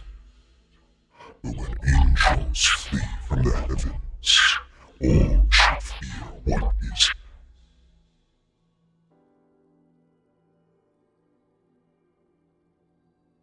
I don't get it.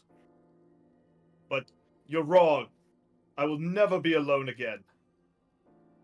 This clan, I will bring it to the north, and I will prove to you that we are stronger than your master. We can do anything that he can do.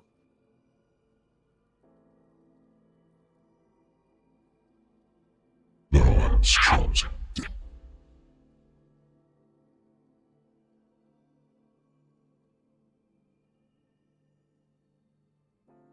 Does he strike at me or anything? Because, like, when I hear "thou hast chosen death," that sounds like a No, taunt to he me. doesn't striking to you. He just looks, and at that point, a grin forms on the face. I convert back to common, and I say, "We gonna fight, or are you gonna get the fuck out?"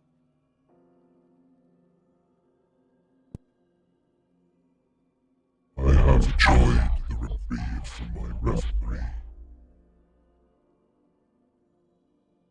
I thank thee for that.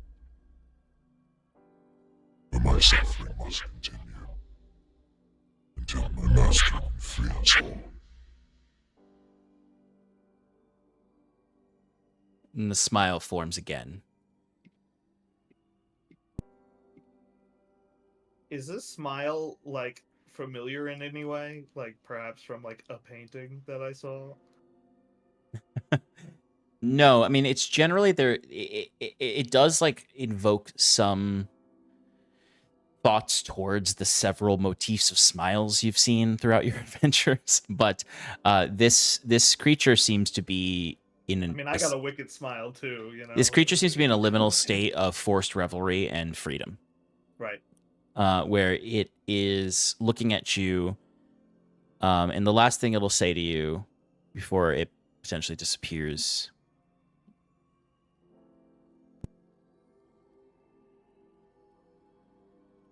Keep your eyes to the heavens as they fall. Thou wilt come back to me and my master.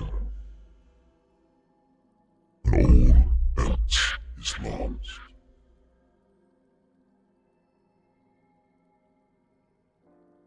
The black star is falling.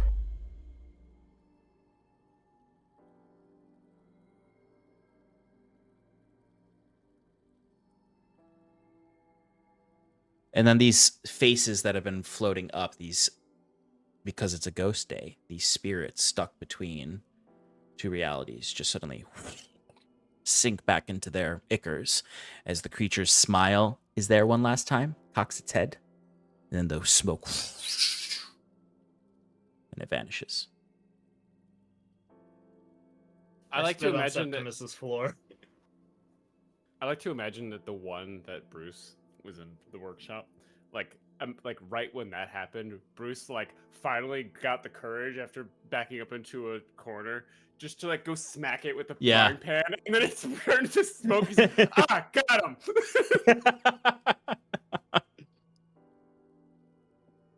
Nice. But as Bruce, you do this and the smoke disperses of this spirit, you can open the door and look and you see Fyrn is alone there in the dark. You can see behind Fyrn, Balfour is awake now and just sort of eyes wide looking towards Fyrn and where this demon was. Bruce is actually not going to go in the room and confront them. He's going to, after poking his head out of the workshop, he's going to go back in, take out his pipe, and smoke it instead of sending to Jaquet, saying, "Wake up. Fyrn is talking to a demon." I would allow you to just do like a roll to see if you wake up, if you want. Yeah. I would also say that Fyrn was talking very loudly through this whole encounter. They're in an entirely different building. Yeah. Septimus, I would say that you once Fyrn started to get really loud, I would say you would have woken up and heard the tail end of that conversation and would have been able to be rushing down at this point. Yeah. Jaquet would get back the message or the sending as Sass is then awoken by maybe a demon in her mind as Jaquet looks awful. It's similar to the day he woke up after his birthday where he's in a state of undress.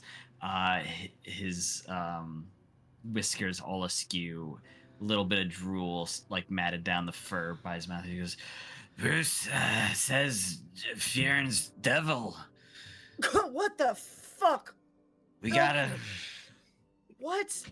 We gotta. Bruce is Fyrn devil. Fear devil? Devils," as he's like putting on his stuff, as he goes, "We gotta," and he just like grabs her and like pushing her in front of him. Yeah, I would say, Septimus, you arrive downstairs, and I'll say, because you would have heard Fyrn shouting, like you arrive, when you step at the bottom of your stairs is when the demon disappears. You see like that last visage of it as the smoke basically takes it away, and you see these spirits sort of sink back into the floor and vanish as the ichor vanishes. As you would look up, see Bruce at the end of the hall at the doorway, where he then rushes to go grab his pipe. You'd see Fyrn staring where this demon was, and then looking back and seeing Balfour, who is staring forward, as Balfour would just say before you get a chance to say anything, "Perhaps the lady has sent me here more fortuitously than I thought to help you." How was that? Gene, what was that? Just some devil bastard talking shit. Nothing to be scared of.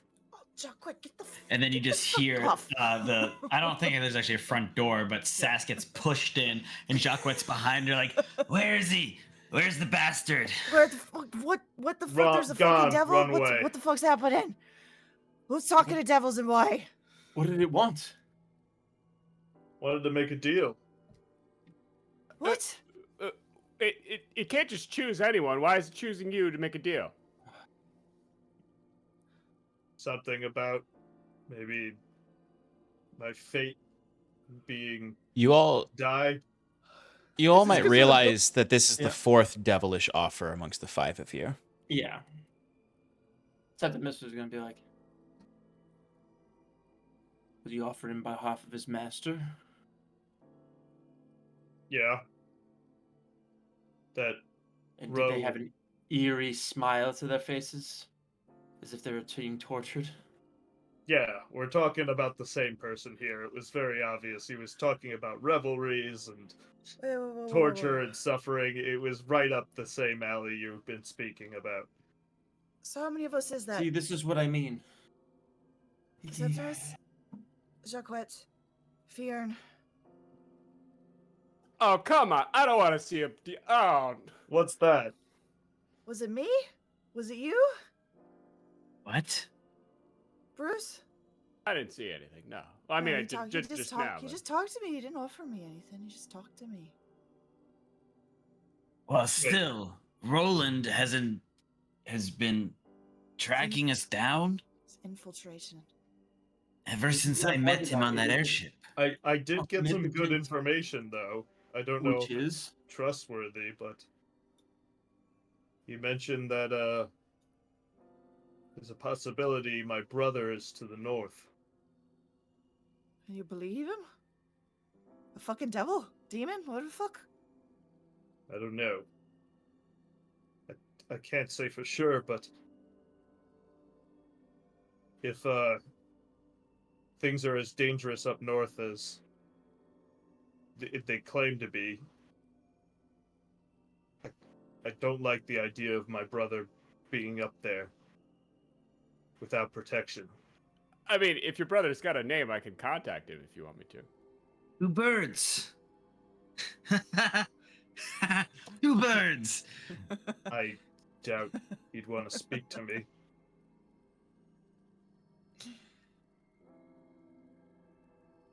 Can we Yeah, but finish sleeping and figure this out in the morning?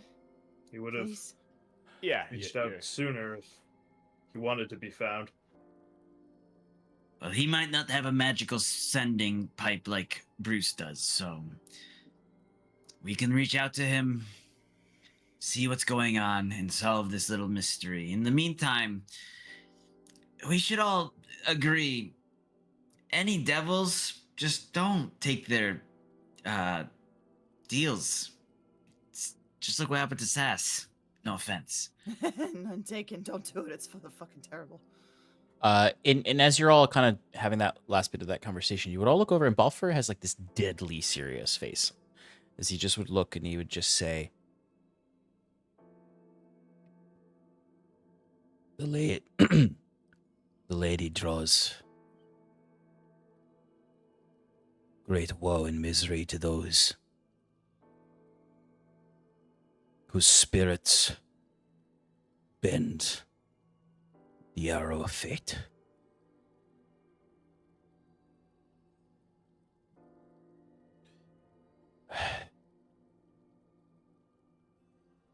I hope that I can help each and every one of you as best I can.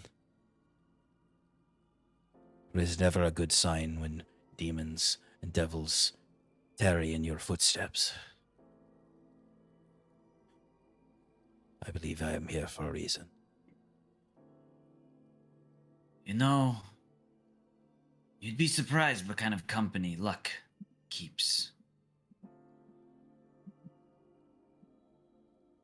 And there's a terse look he gives to you at that, as you all turn to your rest, however uneasy for this evening. Oh, Bruce goes in Bruce's tower this time. Bruce's Galder's tower. But with the uneasiness of this harrowing door-to-door salesman, it's freaking hint. hey, you haven't all Didn't you said see no the yet. sign, no solicitors out front? That's where we're gonna end tonight. We're gonna send let's see, we're gonna send a raid on over to Geekly Inc. right now. And we're gonna end for tonight. We will see you all another time. Thank you for joining us wherever you are, YouTube, Twitch, wherever. Have a good evening, everyone. Goodbye. Good night, all. Thanks for Until joining next us in time. Paradise. Good night.